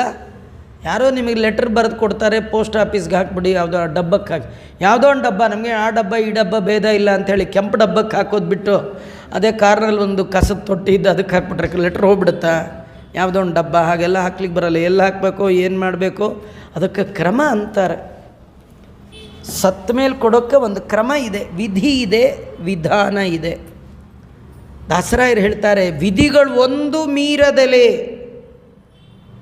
ಶ್ರಾದ್ದ ಮಾಡುವಾಗ ಶ್ರಾದ್ಧೆ ಸಪ್ತ ವಿಧೀಯತೆ, 7 ವಿಧಾನದಲ್ಲಿ ಶ್ರಾದ್ದವನ್ನು ಮಾಡಬೇಕಂತ. ಒಂದು ಮಾಡಿದ್ರೆ ಒಂದು ಮಾಡಲ್ಲ ನಾವು. ಯಾಕಂದರೆ ಎಲ್ಲದರ ಬಗ್ಗೆ ಸೂಕ್ತವಾದ ಮಾಹಿತಿ, ಇನ್ಫಾರ್ಮೇಷನ್ ನಾವು ತಿಳ್ಕೊಂಡಿರ್ಬೇಕು. ಎಲ್ಲ ಪುರೋಹಿತರ ಮೇಲೆ ಡಿಪೆಂಡೆಂಟ್ ಆಗಿರಬಾರ್ದು. ಜೀವನದಲ್ಲಿ ಮನುಷ್ಯ 3 ತಾನೇ ಕಲ್ತಿರಬೇಕು. ತಾನೇ ಕಲ್ತಿದ್ದೀನಿ ಅಂತ ಹೇಳಿ ಆಚಾರನ ಕರೀದೇ ಇರಬಾರ್ದು. ನೀವು ಮಾಡುವ ಕರ್ಮಕ್ಕೆ ಸಾಕ್ಷಿಯಾಗಿ ಪುರೋಹಿತರನ್ನು ಕೂಡಿಸ್ಕೊಳ್ಬೇಕು. ಯಾವುದೇ ಒಂದು ಕರ್ಮದಲ್ಲಿ ಕರ್ತೃ ಹೇಳುವ ಮಂತ್ರಗಳೇ ಜಾಸ್ತಿ. ಶ್ರಾದ್ದದಲ್ಲಿ ಪುರೋಹಿತರು ಹೇಳುವ ಮಂತ್ರ ಸ್ವಲ್ಪ, ಕರ್ತೃ ಹೇಳಬೇಕಾದ್ದೇ ಜಾಸ್ತಿ. ಆದರೆ ಏನೂ ಬರಲ್ಲ ಆದ ಕಾರಣ ಅವನ ಬದಲಿ ಪುರೋಹಿತರೇ ಎಲ್ಲ ಹೇಳ್ತಿರ್ತಾರೆ. ಎಷ್ಟು ಹೇಳ್ತಿರ್ತಾರೆ ಅಂದರೆ ಪುರೋಹಿತರು ಪಾಪ ಅಸ್ಮತು ಅಂತಾರೆ, ಅವನು ಹೇಳೋದೇ ಇಲ್ಲ ಅಸ್ಮತು ಅಂತ. ಅಸ್ಮತು ಅಂದರೆ ನನ್ನ ಅಂತ ಅವನು ಹೇಳಬೇಕು, ನನ್ನ ತಂದೆ ನನ್ನ ತಾಯಿ ಅಂತ. ಅವನಿಗೆ ಅಸ್ಮತು ಅಂದರೆ ನನ್ನ ಅಂತ ಗೊತ್ತಿರಬೇಕಲ್ಲ. ಈ ಆಚಾರ ಪಾಪ ನನ್ನಪ್ಪ ನನ್ನಮ್ಮ ನನ್ನಪ್ಪಂಗೆ ತರ್ಪಯಾಮಿ ಅಸ್ಮಥೋ ಪಿತರಂ ತರ್ಪಯಾಮಿ ಅಸ್ಮತು ಪಿತರಂ ನೀವು ತರ್ಪಣ ಕೊಡೋದು ಹೇಳೋದು ನಾನು. ಅವನು ಅನ್ಬೇಕು. ಈ ಪುರೋಹಿತರಿಗೂ ಅಸ್ಮತು ಅನ್ನಿ ಹೇಳಿ ಬೇಜಾರಾಗಿರುತ್ತೆ ರೀ. ಬೆಳಗ್ಗೆಯಿಂದ ಎಷ್ಟು ಜನಕ್ಕೆ ಮಾಡಿಸಿರ್ತಾರೋ, ಎಷ್ಟೆಷ್ಟು ಪಿಂಡಿಗಳನ್ನು ಉಳಿಸಿರ್ತಾರೋ ಅವ್ರಿಗೂ ಹೇಳಿ ಬೇಜಾರಾಗ್ಬಿಟ್ಟಿರುತ್ತೆ. ನೀವು ಒಂದೇ ಒಂದು ಶಬ್ದ ಆಡಲಿಕ್ಕೂ ರೆಡಿ ಇಲ್ಲಲ್ಲ, ಅದ್ರ ಬಗ್ಗೆ ಗೊತ್ತಿಲ್ವಲ್ಲ. ಅದು ಯಾಕೆ ಆಚಾರ ಅಸ್ಮತ್ತು ಅಂತಾರೆ? ಅಸ್ಮತ್ತು ಅಂದರೆ ಏನು ಎಂದಾರು ಕೇಳಿದ್ದೀವ? ಯಾರೂ ಕೇಳಲ್ಲ. ಯಾಕಂದರೆ ಸದ್ಯ ಮುಗಿದ್ರೆ ಸಾಕು ಅಂತ ಕಾಯ್ತಿರ್ತಾರೆ. ಇದು ವರ್ಷ ಮುಗಿದ್ಬಿಟ್ರೆ ಸದ್ಯ ಆಚಾರ್ಯ ಅಂತ ಆಯ್ತು, ನೋಡ್ಕೊಳ್ಳೋಣ ಬಿಡಿ ಮುಂದಿನ ವರ್ಷ ಹೀಗಿರ್ತೀವಿ. ನಾನು ಬೆಳಗ್ಗೆ ಯಾರಿಗೂ ಹೇಳ್ತಾ ಇದ್ದೆ, 10 ವರ್ಷದ ಕೆಳಗೆ ನಡೆದ ಇಂಡಿಯಾ ಪಾಕಿಸ್ತಾನ್ ಮ್ಯಾಚಲ್ಲಿ ಕಡೇ ಬೌಲಿಂಗ್ ಯಾರು ಮಾಡಿದ್ರು ಕೇಳಿದ್ರೆ ಹೇಳಲಿಕ್ಕೆ ಇನ್ನೂ 100 ಜನ ಕೈ ಎತ್ತುತ್ತಾರೆ. ಅಪ್ಪ ಸತ್ತ ತಿಥಿ ಯಾವುದು ಅದು ಗೊತ್ತಿಲ್ಲ. ನೀವು ಯಾವ ಇನ್ಫಾರ್ಮೇಷನ್ ಇಟ್ಕೊಳ್ಬೇಕೋ ಅದನ್ನು ಬಿಟ್ಟಿದ್ದೀರಿ, ಕೆಲಸಕ್ಕೆ ಬಾರದೆ ಇನ್ಫಾರ್ಮೇಷನ್ ಇಟ್ಕೊಂಡು ಒದ್ದಾಡ್ತಾ ಇದ್ದಾರೆ. ಇದು ನಮ್ಮ ಹಣೆ ಬರ. ಯಾರಿಗೆ ಅವೃದ್ವ ದೈಹಿಕ ಕ್ರಮ ಶ್ರಾದ್ದ ಮಾಡುವಾಗ ಆ ಪಿಂಡ ಪ್ರದಾನ ಶ್ರದ್ಧೆಯಿಂದ ಆಗಬೇಕಂತ. ನೋಡಿ ನಿಮಗೆ ಆಶ್ಚರ್ಯ, ಶ್ರಾದ್ದ ಅಂದ್ರೇ ಶ್ರದ್ಧೆಯ ದೀಯತೆ ಇದಂ ಶ್ರಾದ್ದಂ, ಶ್ರದ್ಧೆಯಿಂದ ಮಾಡುವ ಕ್ರಿಯೆ. ಶ್ರದ್ಧೆಯಿಂದ ಮಾಡುವ ಕ್ರಿಯೆಗೆ ಏನಂತ ಹೆಸರು? ಶ್ರಾದ್ದ ಅಲ್ವಾ? ದೇವ್ರ ಪೂಜೆ ಶ್ರದ್ಧೆಯಿಂದ ಮಾಡಬೇಕಾ ಬೇಡ? ಅದನ್ನು ಶ್ರಾದ್ದ ಅಂದಿದ್ದಾರೆ. ಬೆಳಗ್ಗೆ 7ರಿಂದ 8 ಶ್ರಾದ್ದ ಮಾಡ್ತೀನಿ ಆಚಾರ್ಯ ಅಂತ ಯಾರು ಅಂತಾರ? ದೇವ್ರ ಪೂಜೆನೂ ಎಲ್ಲ ಕರ್ಮವನ್ನು ಶ್ರದ್ಧೆಯಿಂದಲೇ ಮಾಡಬೇಕು. ಆದರೆ ಶ್ರಾದ್ದ ಅಂತ ಕರೆದದ್ದು ಪಿತೃಕರ್ಮಕ್ಕೆ ಮಾತ್ರ. ಇದರಿಂದ ಅರ್ಥ ಏನು ಗೊತ್ತಾ? ನೀವು ದೇವತಾ ಕಾರ್ಯ ಚೂರು ಹೆಚ್ಚು ಕಮ್ಮಿ ಮಾಡಿದ್ರು ಚಲೇಗ, ಪಿತೃ ಕಾರ್ಯ ಮಾತ್ರ ಚೆನ್ನಾಗಿ ಮಾಡಬೇಕು. ನಮ್ಮ ಪ್ರಾಬ್ಲಮ್ ಏನಂದರೆ ಸತ್ಯನಾರಾಯಣ ಪೂಜೆ ಗ್ರಾಂಡಾಗಿ ಮಾಡ್ತೀವಿ, ಅಪ್ಪನ ತಿಥಿ ಎಲ್ಲ ಒಂದು ಸೈಡಲ್ಲಿ ಮಾಡಿ ಎದ್ಬಿಡ್ಬೇಕು. ಅದು ಮಾಡಬಾರ್ದಂತ, ಶ್ರದ್ಧೆಯಿಂದ ಮಾಡಬೇಕಂತ. ಕೆಲವು ಸತಿ ಎಲ್ಲ ಮಾಡ್ತೀವಿ, ಶ್ರದ್ಧೆಯೇ ಲೋಪ ಆಗಿಬಿಟ್ಟಿರುತ್ತೆ. ಶ್ರದ್ಧೆ ಅಂದರೆ ಏನಿಲ್ಲ, ಪ್ರತಿ ಕರ್ಮದಲ್ಲಿ ತುಂಬ ಇಂಟ್ರೆಸ್ಟ್. ಮಂಡಲ ಮಾಡಿ 3 ಮಂಡಲ ಮಾಡಿ ಅಂದರೆ ಒಂದೇ ಮಾಡಿಬಿಟ್ಟಿರ್ತಾನೆ, ಆ ಒಂದ್ರ ಮೇಲೆ 3 ಹಾಗೆಲ್ಲ ಇಲ್ಲ ರೀ, 3 ಮಂಡಲನೇ ಮಾಡಬೇಕು. 3 ಮಾಡುವಾಗಲೂ ಪ್ರತಿ ಮಂಡಲ ವಸು ಮಂಡಲ ಮಾಡಿದ್ರೆ ಅದೇ ಕೈಯಲ್ಲಿ ರುದ್ರಮಂಡಲ ಮಾಡುವ ಹಾಗಿಲ್ಲ, ಕೈ ತೊಳ್ಕೋಬೇಕು. ಅದೇ ಕೈಯಲ್ಲಿ ಆದಿತ್ಯ ಮಂಡಲ ಮಾಡುವ ಹಾಗಿಲ್ಲ. 12 ಮಂಡಲ ಮಾಡಿದ್ರೆ 12 ಸತಿ ಕೈ ತೊಳ್ಕೊಳ್ಬೇಕು. ನೀವು ನೋಡಿದಿರಿ ಸ್ವಾಮಿಗಳು ಪೂಜೆ ಮಾಡುವಾಗ ಪ್ರತಿ ಮಂಗಳಾರತಿ ಮಾಡಿದ್ರೆ ಕೈ ತೊಳ್ಕೊಂಡು 3 ಸತಿ ನೀರು ಬಿಡುತ್ತೆ. ಆ ಮಂಗಳಾರತಿಗೂ ಈ ಮಂಗಳಾರತಿಗೂ ಭಗವದ್ ರೂಪಗಳು ಬೇರೆ ಬೇರೆ ಬೇರೆ ಬೇರೆ, ಆ ಮಂಡಲಕ್ಕೂ ಈ ಮಂಡಲಕ್ಕೂ ಬೇರೆ ಬೇರೆ. ಅದನ್ನೇ ಬೋರ್ಲ್ ಹಾಕುವಾಗ ಪ್ರತಿ ಕ್ಷಣಕ್ಕೆ ಶ್ರದ್ಧೆ ಎದ್ದೆದ್ದು ಕಾಣಬೇಕಂತ. ಶ್ರದ್ಧೆನೇ ಗೋವಿಂದ ಆಗಿಬಿಟ್ಟಿರ್ತೀವಿ. ಎಷ್ಟೋ ಜನ ಈ ಪಕ್ಷ ಮಾಸದಲ್ಲೆಲ್ಲ ಪಿಂಡ ಪ್ರದಾನ ಮಾಡಿ ಕಡೆಗೆ ನಮಸ್ಕಾರ ಮಾಡಿ ಇಂದಾಗ ಸಾಕಾಗಿರುತ್ತೆ, ಮೆಲ್ಲಗೆ ಎದ್ದು ಒಂದು ಪಿಂಡದ ಮೇಲೆ ಕಾಲಿಟ್ಬಿಟ್ಟಿರ್ತಾರೆ. ಅವ್ರ ಕಡೆಯವ್ರನ್ನೇ ತುಳಿದು ಅದರ ಮೇಲೆ ನಮಸ್ಕಾರ, ಅಥವಾ ಇನ್ಯಾರೋ ಬಂದು ಇನ್ಯಾರ್ದ ಮೇಲೋ ಹಿಂದೆ ಜರ್ಕೊಳ್ಳಿ ಅಂದರೆ ಸಾಕು, ಅವರು ಆ ಪಿಂಡದ ಮೇಲೋ ಆ ಬ್ರಾಹ್ಮಣರ ಮೇಲೋ ಎಲೆ ಮೇಲೋ ಕೂತು ಒದ್ದಾಡಿ ಹೋಗಿಬಿಡ್ತಾರೆ. ಶ್ರದ್ಧೆ ಇವ್ರಿಗೂ ಇಲ್ಲ ಅವ್ರಿಗೂ ಇಲ್ಲ. ತುಂಬ ಶ್ರದ್ಧೆಯಿಂದ ಮಾಡಬೇಕಾದ್ದು. ಯಾರು ಹಾಗೆ ಮಾಡೋಲ್ಲ ಆ ಮೃತ ವ್ಯಕ್ತಿ ಭವಂತಿ ಪ್ರೇತರೂಪಾಸ್ತೆ ಪಿಂಡದಾನ ವಿವರ್ಜಿತ ಅಕಲ್ಪಂ ನಿರ್ಜನಾರಣ್ಯೇ ಭ್ರಮಂತಿ ಬಹುದುಃಖಿತ. ಸತ್ತ ನಂತರ ಮಕ್ಕಳು ಶ್ರದ್ಧೆಯಿಂದ ಅವೃದ್ವ ದೇಹಿಕ ಮಾಡಲಿಲ್ಲ ಕರ್ಮ ಅಂತಾದರೆ ಒಂದು ಕಲ್ಪ ಪರ್ಯಂತರವಾಗಿ ನಿರ್ಜನವಾದ ಅರಣ್ಯದಲ್ಲಿ ಬ್ರಹ್ಮ ಪಿಶಾಚಿಯಾಗಿ ಹುಟ್ಟುವ ಸಾಧ್ಯತೆ ಇದೆ. ನಾಭುಕ್ತಂ ಕ್ಷೀಯತೆ ಕರ್ಮ ಕಲ್ಪಕೋಟಿ ಶತೈರಪಿ. ಅವನು ಮಾಡಿದ ಕರ್ಮ ಅವನೇ ಉಣ್ಣಬೇಕು. ಇಲ್ಲ ನೋಡೋಣ ಮುನ್ನೋಡೋಣ ಅಂದರೆ 1,000,000 ಕಲ್ಪ ಆದರೂ ಯಾರು ಅದು ಎಲ್ಲಿ ಹೋಗಲ್ಲ, ಅವನೇ ಅನುಭವಿಸ್ಬೇಕು. ಮಾಡಿದ್ದುಣ್ಣು ಮಹಾರಾಯ ಅಂತ ನಾವೇ ಮತ್ತೆ ಯಾರು ತಗೊಳ್ಳೋಣ. ಅಭುಕ್ತ್ವಾ ಯಾತನಾಂ ಜಂತು ಮಾನುಷ್ಯಂ ಲಭ್ಯತೆ ನಹಿ. ದುಷ್ಕರ್ಮ ಕಳೆದುಕೊಳ್ಳುವ ತನಕ ಮತ್ತೆ ಮನುಷ್ಯ ಜನ್ಮ ಸಿಗೋಲ್ಲ. ನಾವೆಲ್ಲ ಎಷ್ಟು ದುಷ್ಕರ್ಮಗಳನ್ನು ಜನ್ಮಾಂತರದಲ್ಲಿ ಮಾಡಿ ನರಕಕ್ಕೆ ಹೋಗಿ ಅದನ್ನೆಲ್ಲ ಕಳ್ಕೊಂಡು ಮತ್ತೆ ರಿಪೇರಿಯಾಗಿ ಬಂದಿದ್ವಿ, ಮತ್ತೆ ಹತ್ಕೊಂಡ್ಬಿಡ್ತು. ಬಿಳಿ ಬಟ್ಟೆ ಹಾಕ್ಕೊಂಡ್ರೆ ಸಾಕು, ಏನೋ ಕೊಳೆ ಹತ್ಕೊಳ್ತಾನೆ ಇರುತ್ತೆ. ಬಿಳಿ ಬಟ್ಟೆ ಕೊಳೆ ಮಾಡ್ಕೊಳ್ಳೋದು ಹಾಗಿರೋದಿದೆಯಲ್ಲ, ಅದು ಭಾಳ ಕಷ್ಟ. ಭಾಳ ಎಚ್ಚರಿಕೆಯಿಂದ ಇರಬೇಕು. ಈ ಕರಿ ಬಟ್ಟೆ ಕೊಳೆ ಆಗೋದು ಕಾಣೋದೇ ಇಲ್ಲ. ಈ ಬಿಳಿ ಬಟ್ಟೆ ಎಲ್ಲಿ ಒಂದು ಡಾಟ್ ಬಿದ್ದರೂ ಎದ್ದು ಕಾಣ್ಬಿಡುತ್ತೆ. ಮಾನವ ಜನ್ಮ ದೊಡ್ಡ ಬಿಳಿ ಬಟ್ಟೆ, ಅದರೊಳಗೂ ಮರುತನ ಮತ ಹೊಂದಿದವರ ಬಟ್ಟೆ ಶೈನಿಂಗ್ ಬಟ್ಟೆ, ಅದು ಎದ್ದೆದ್ದು ಕಾಣುತ್ತೆ. ಭಾಳ ಎಚ್ಚರಿಕೆಯಿಂದ ಇರಬೇಕಂತೆ. ಆದ್ದರಿಂದ ಮಕ್ಕಳು ತಂದೆ ತಾಯಿಗಳ ಕರ್ಮವನ್ನು ಮಾಡುವಾಗ ಶ್ರದ್ಧೆಯಿಂದ ಮಾಡಬೇಕು. ನೀವು ಎಲ್ಲ ಮಾಡಿ ಆದಮೇಲಾದರೂ ಒಂದು ಪಶ್ಚಾತ್ತಾಪದ ಬುದ್ಧಿ ಇರಬೇಕು. ಏನೋ ಮಾಡಿದ್ದೀನಿ, ನನಗೆ ತಿಳಿದಷ್ಟು ಮಾಡಿದ್ದೇನೆ, ನೀವೆಲ್ಲ ಬಹಳ ದೊಡ್ಡವರು, ಇದನ್ನೇ ಅಲ್ಪವನ್ನೇ ಬಹು ಮಾಡಿಕೊಂಡು ನನ್ನನ್ನು ಹರಸ್ರಿ ಅಂತ ಆ ವಸುರುದ್ರಾದಿತ್ಯ ಅಂತರ್ಗತನಾದ ಭಗವಂತನನ್ನು ನಿಜವಾಗಿ ಪ್ರಾಮಾಣಿಕವಾಗಿ ಪ್ರಾರ್ಥನೆ ಮಾಡಿದರೆ ನೀವು ಕರ್ಮ ಮಾಡುವಾಗ ನಡೆದ 100 ತಪ್ಪುಗಳನ್ನು ಭಗವಂತ ಮನ್ನಿಸುವ ಕಡು ಕರುಣಿ. ಆದರೆ ನಾವು ಮಾಡಿದ್ದೇ ದೊಡ್ಡದು ಅಂದ್ಕೊಂಡು ಹೋಗಿರ್ತೀವಲ್ಲ. ನನ್ನ ಹಾಗೆ ಯಾರು ಮಾಡ್ತಾರೆ? ಒಂದು ಸತಿ ತಪ್ಪಲ್ಲ, ನಾವು ಮಾಡ್ತಾಯಿದ್ವಿ ಹೀಗೆ ಹೇಳ್ಕೊಂಡೇ ಹೋಗ್ತಿರ್ತಾರೆ. ಅದಿರಬಾರ್ದು. ಶ್ರೀನಿವಾಸ ದೇವರು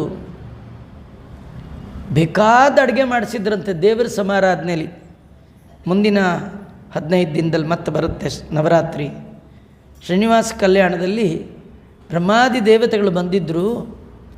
ರುದ್ರದೇವರಂದರು, ದೇವತಾ ಕಾರ್ಯ ಮಾಡಿ ನೋಪವಾಸೇನ ಗೋವಿಂದ, ಹೇ ಕೃಷ್ಣ, ಉಪವಾಸದಲ್ಲಿ ಪ್ರಯಾಣ ಮಾಡಬಾರ್ದು. ಮನೆ ಒಳಗೆ ಅಷ್ಟವರ್ಗ ಎಲ್ಲ ಮಾಡಿದೀಯಾ, ನಾಂದಿ ಕೂಡಿಸಿದೀಯಾ, ಎಷ್ಟು ಜನ ಬ್ರಾಹ್ಮಣರು ಬಂದಿದ್ದಾರೆ, ದೇವತೆಗಳು ಬಂದಿದ್ದಾರೆ, ಇವ್ರನ್ನೆಲ್ಲ ಹಾಗೆ ಕರ್ಕೊಂಡು ಹೋಗಬಾರ್ದು, ಅಡುಗೆ ಮಾಡಿಸು ಅಂದಾಗ ನಿಮಗೆಲ್ಲ ಗೊತ್ತಿದೆ, ಅಡುಗೆ ಮಾಡಿಸ್ತಾನೆ ದೇವರು. ಸ್ವಯಂ ಅಗ್ನಿಯೇ ಬಂದು ಅಡುಗೆ ಮಾಡಿಕೊಡ್ತಾನೆ, ಬೇಕಾದ ಅಡುಗೆ ಮಾಡ್ತಾನೆ. ಎಲ್ಲ ಬಡಿಸಿ ಕೃಷ್ಣಾರ್ಪಣ ಹೇಳಿದ ಮೇಲೆ ಶ್ರೀನಿವಾಸ ದೇವರು ಹೇಳ್ತಾರೆ, ಏನೋ ಬಡವ, ಏನೋ ಒಂಚೂರು ಮಾಡಿದ್ದೀನಿ, ಈ ಸ್ವಲ್ಪವನ್ನೇ ನೀವು ಭಾರಿ ಅಂತ ತಿಳ್ಕೊಂಡು ಬ್ರಾಹ್ಮಣರು ಆಶೀರ್ವಾದ ಮಾಡಿ ಸ್ವಯಂ ಭಗವಂತ ಮಾಡಿ ತೋರಿಸ್ತಾನೆ. ಇದರೊಳಗಿಷ್ಟೇ, ನಾವು ಎಷ್ಟೇ ಚಂದದ ಕರ್ಮವನ್ನು ಮಾಡಿದರೂ, ಎಷ್ಟೇ ಶ್ರದ್ಧೆಯಿಂದ ಮಾಡಿದರೂ, ಮನುಷ್ಯರಾದ ಕಾರಣ ನಮ್ಮ ಕರ್ಮಗಳ ಒಳಗೆ ಲೋಪ ಇದೆ, ಪಾಪ ಬರುವ ಸಾಧ್ಯತೆ ಇದೆ. ಅದರಿಂದ ಲೋಪ ಪಾಪ ಕಳ್ಕೊಳ್ಬೇಕು ಅಂದರೆ ಪರಮಾತ್ಮನ ಸ್ಮರಣೆಯನ್ನು ಮಾಡಬೇಕು. ಮಧ್ಯೆ ಮಧ್ಯೆ ಮಂತ್ರ ತಂತ್ರ ಸ್ವರ ವರ್ಣ ನ್ಯೂನಾತಿರಿಕ್ತ ಲೋಪದೋಷ ಪ್ರಾಯಶ್ಚಿತ್ತಾರ್ಥಂ ನಾಮತ್ರೇ ಜಪಂ ಕರಿಷ್ಯೆ. ಕೆಲವರು ಅರ್ಜೆಂಟೊಳಗೆ ಅದೇ ಮಾಡಲ್ಲ, ಎದ್ದು ಹೋಗ್ಬಿಡ್ತಾರೆ. ಸದ್ಯ ಶ್ರಾದ್ದ ಆಯ್ತಲ್ಲ ಅಂತ ಆಚಾರ ಅಚ್ಯುತಾಯನ್ಮ ಬಂದೇ ಇರಿ ಆಚಾರ ಹೊರಟೇ ಹೋಗ್ಬಿಡ್ತಾನೆ. ಅಚ್ಯುತಾಯನ್ಮ ಅನಂತಾಯನ್ಮ ಆಚಾರ ಮಾಡಬೇಕು, ಕರ್ಮ ಮಾಡಿದವ್ರು ಮಾಡಬೇಕು. ನಾವ್ಯಾಕೆ ಅಚ್ಯುತಾಯನ್ಮ ಅನಂತಾಯನ್ಮ ಅಂತಿರ್ತೀವಿ? ದಕ್ಷಿಣೆ ಕೊಡ್ತಾನೋ ಇಲ್ವೋ ಹೇಳೋದೆಲ್ಲ ಹೇಳಿಬಿಡೋಣ. ಹಾಗೆಲ್ಲ ಮಾಡಿದರೂ ಕೊಡಲ್ಲ, ಏನು ಮಾಡಿದರೂ ಕೊಡಲ್ಲ. ಏನು ಮಾಡ್ಬೇಕು ಅವ್ರನ್ನ? ಭಗವಂತನ ನಾಮ ಸಂಕೀರ್ತನೆಯನ್ನಾದರೂ ಪ್ರಾಮಾಣಿಕವಾಗಿ ಮಾಡಿದ್ರೆ ಕರ್ಮದ ಒಳಗಿರಬಹುದಾದ ಅನೇಕ ದೋಷಗಳನ್ನು ಭಗವಂತ ಅಲ್ಲಿಯೇ ಪರಿಹಾರ ಮಾಡಿ ಆ ಕರ್ಮವನ್ನು ಸತ್ಕರ್ಮವನ್ನಾಗಿ ಕನ್ವರ್ಟ್ ಮಾಡಿಬಿಡ್ತಾನಂತ.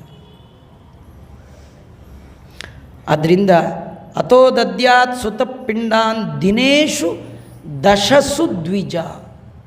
10 ದಿನಗಳಲ್ಲಿ, ಮರಣಾನಂತರ 10 ದಿನದಲ್ಲಿ ಮಗನಾದವ ಪಿಂಡ ಪ್ರದಾನವನ್ನು ಮಾಡಬೇಕು. ಇದ್ಯಾಕೆ ಹೇಳ್ತಾ ಇದ್ದಾರೆ?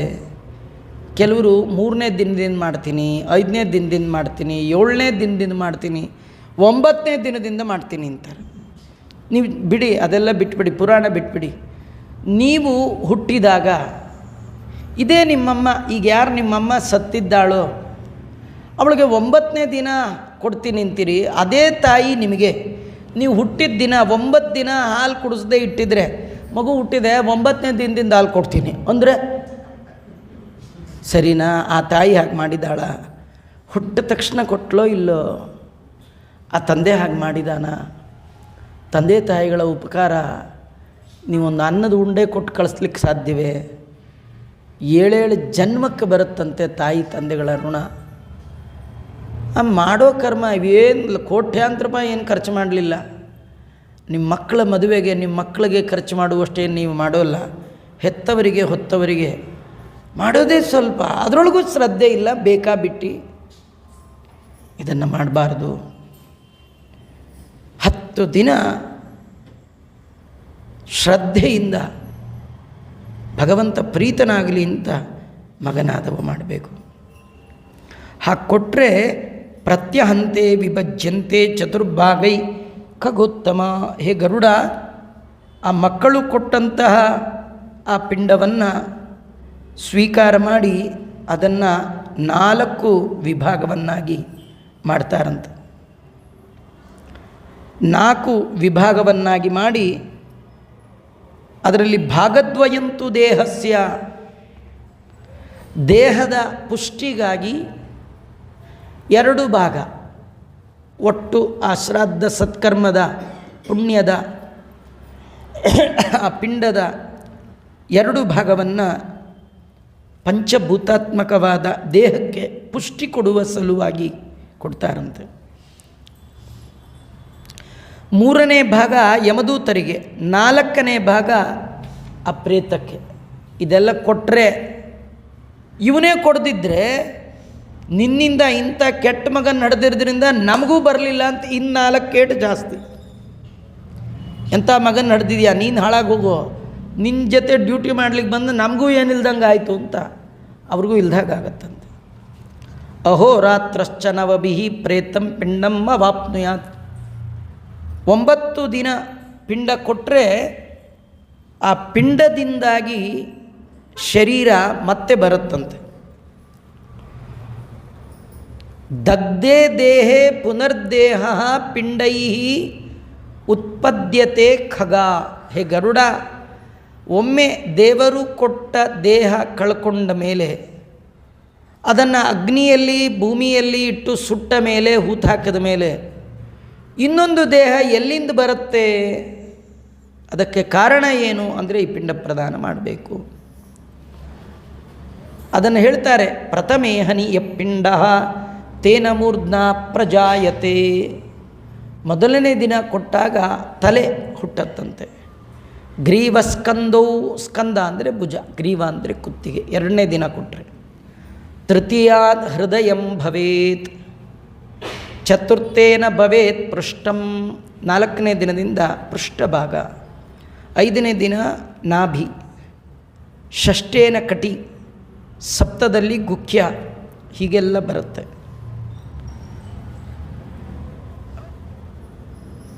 ದಶಮೇಹನಿ ಕ್ಷುತೃಷ, 10ನೇ ದಿನ ಮಾಡಿದಾಗ ಹಸಿವು ಬಾಯಾರಿಕೆ ಮತ್ತೆ ಹುಟ್ಟತ್ತಂತೆ.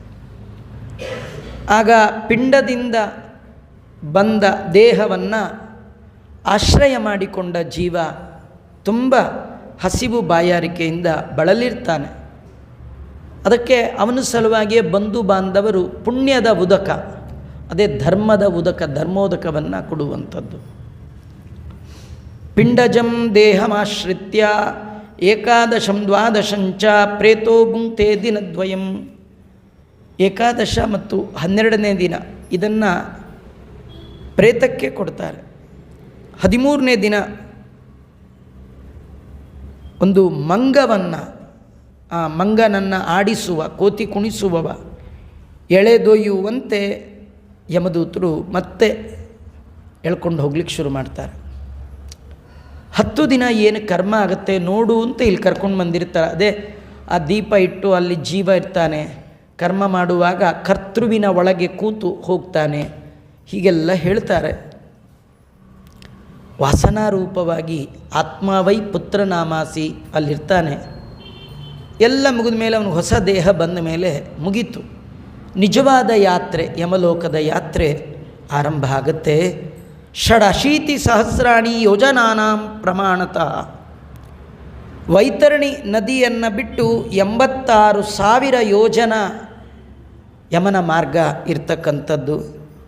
ಒಂದು ದಿನಕ್ಕೆ 200 ಯೋಜನ ಕಡಿಮೆ ಇಲ್ಲದೆ ಎಳ್ಕೊಂಡು ಹೋಗ್ಬಿಡ್ತಾರೆ.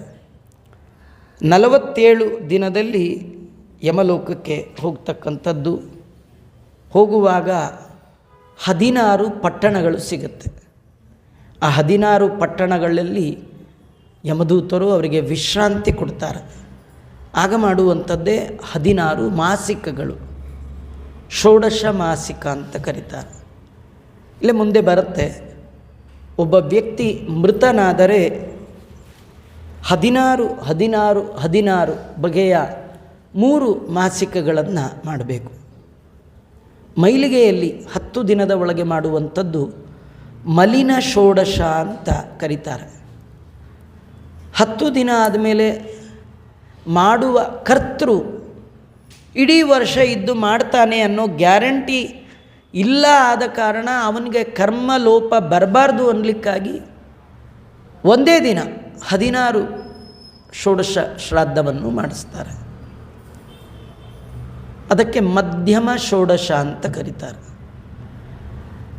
ವೈಕುಂಠ ಸಮಾರಾಧನೆ ಹಿಡಿದು ಮುಂದೆ ವರ್ಷಾಂತಕ ಬರೋವರೆಗೂ ನಡೆಯುವಂತಹ 12 ತಿಂಗಳ ದಿನಗಳು, 12 ತಿಂಗಳಿಗೆ 12 ದಿನ, 4 ಊನ ಮಾಸಿಕ, ಅದು 27ನೇ ದಿನ, 45ನೇ ದಿನ, 165ನೇ ದಿನ, 364ನೇ ದಿನ, 4 ಊನಗಳು, 12 ಪ್ರಧಾನಗಳು, ಒಟ್ಟು 16 ಷೋಡಶ. ಹೀಗಾಗಿ ಮಲಿನ ಷೋಡಶ, ಮಧ್ಯಮ ಷೋಡಶ, ಉತ್ತಮ ಷೋಡಶ ಇಷ್ಟು ಶ್ರಾದ್ದವನ್ನು ಮಾಡಿದಾಗ ಮಾತ್ರ ಒಂದು ಪಿತೃಕಾರ್ಯ ಪರಿಪೂರ್ಣವಾಗಿ ಆಗುವಂಥದ್ದು ಅಂತ ಹೇಳ್ತಾ ಇದ್ದಾನೆ. 16 ಊರುಗಳು ಅಂದರೆ ಅದು ಸೌಮ್ಯಪುರ, ಸೌರಿಪುರ, ನಗೇಂದ್ರ ಭವನ, ಗಂಧರ್ವಪುರ, ಶೈಲಾಗಮ, ಕ್ರೌಂಚ, ಕ್ರೂರಪುರ, ವಿಚಿತ್ರ ಭವನ, ಬಕ್ವಾಪದ, ದುಃಖದ, ನಾನಾಕ್ರಂದಪುರ, ಸುತಪ್ತ ಭವನ, ರೌದ್ರಪುರ, ಪಯೋವರ್ಷಣ, ಶೀತಾಢ್ಯ, ಬಹುಭೀತಿದ. ಇದಾದಮೇಲೆ ಇರೋದೇ ಯಮನ ಮನೆ, ಅವನ ಊರು ಸಂಯಮಿನೀಪುರ ಅಂತ. ಅದಕ್ಕೆ ಹೋಗ್ತಾರೆ. ಈ 16 ಊರುಗಳನ್ನು ದಾಟೋದು ಹೇಗೆ, ಅಲ್ಲಿ ಏನೆಲ್ಲ ಅವನಿಗೆ ಯಾತನೆಗಳಾಗುತ್ತೆ, ಇದನ್ನೆಲ್ಲ ಗರುಡ ಮತ್ತೆ ಪ್ರಶ್ನೆ ಮಾಡಿದ್ದಾನೆ. ಭಗವಂತ ಉತ್ತರ ಕೊಟ್ಟಿದ್ದಾನೆ. ಮತ್ತೆ ನಾಳೆ ಸೇರಿದಾಗ ನೋಡೋಣ ಅಂತ ಹೇಳ್ತಾ, ಶ್ರೀಕೃಷ್ಣ ಅರ್ಪಣಮಸ್ತು. ಸರ್ವೇಂದ್ರಿಯ ಪ್ರೇರಕೇಣ ಶ್ರೀಪ್ರಾಣಪತಿನೇರಿತಃ ಯದವೋಚ ಮಹಂತೇನ ಪ್ರಿಯತಾಂ ಕಮಲಾಲಯ ಮಧ್ವೇಶಾರ್ಪಣಮಸ್ತು. ಕೃಷ್ಣಾರ್ಪಣಮಸ್ತು.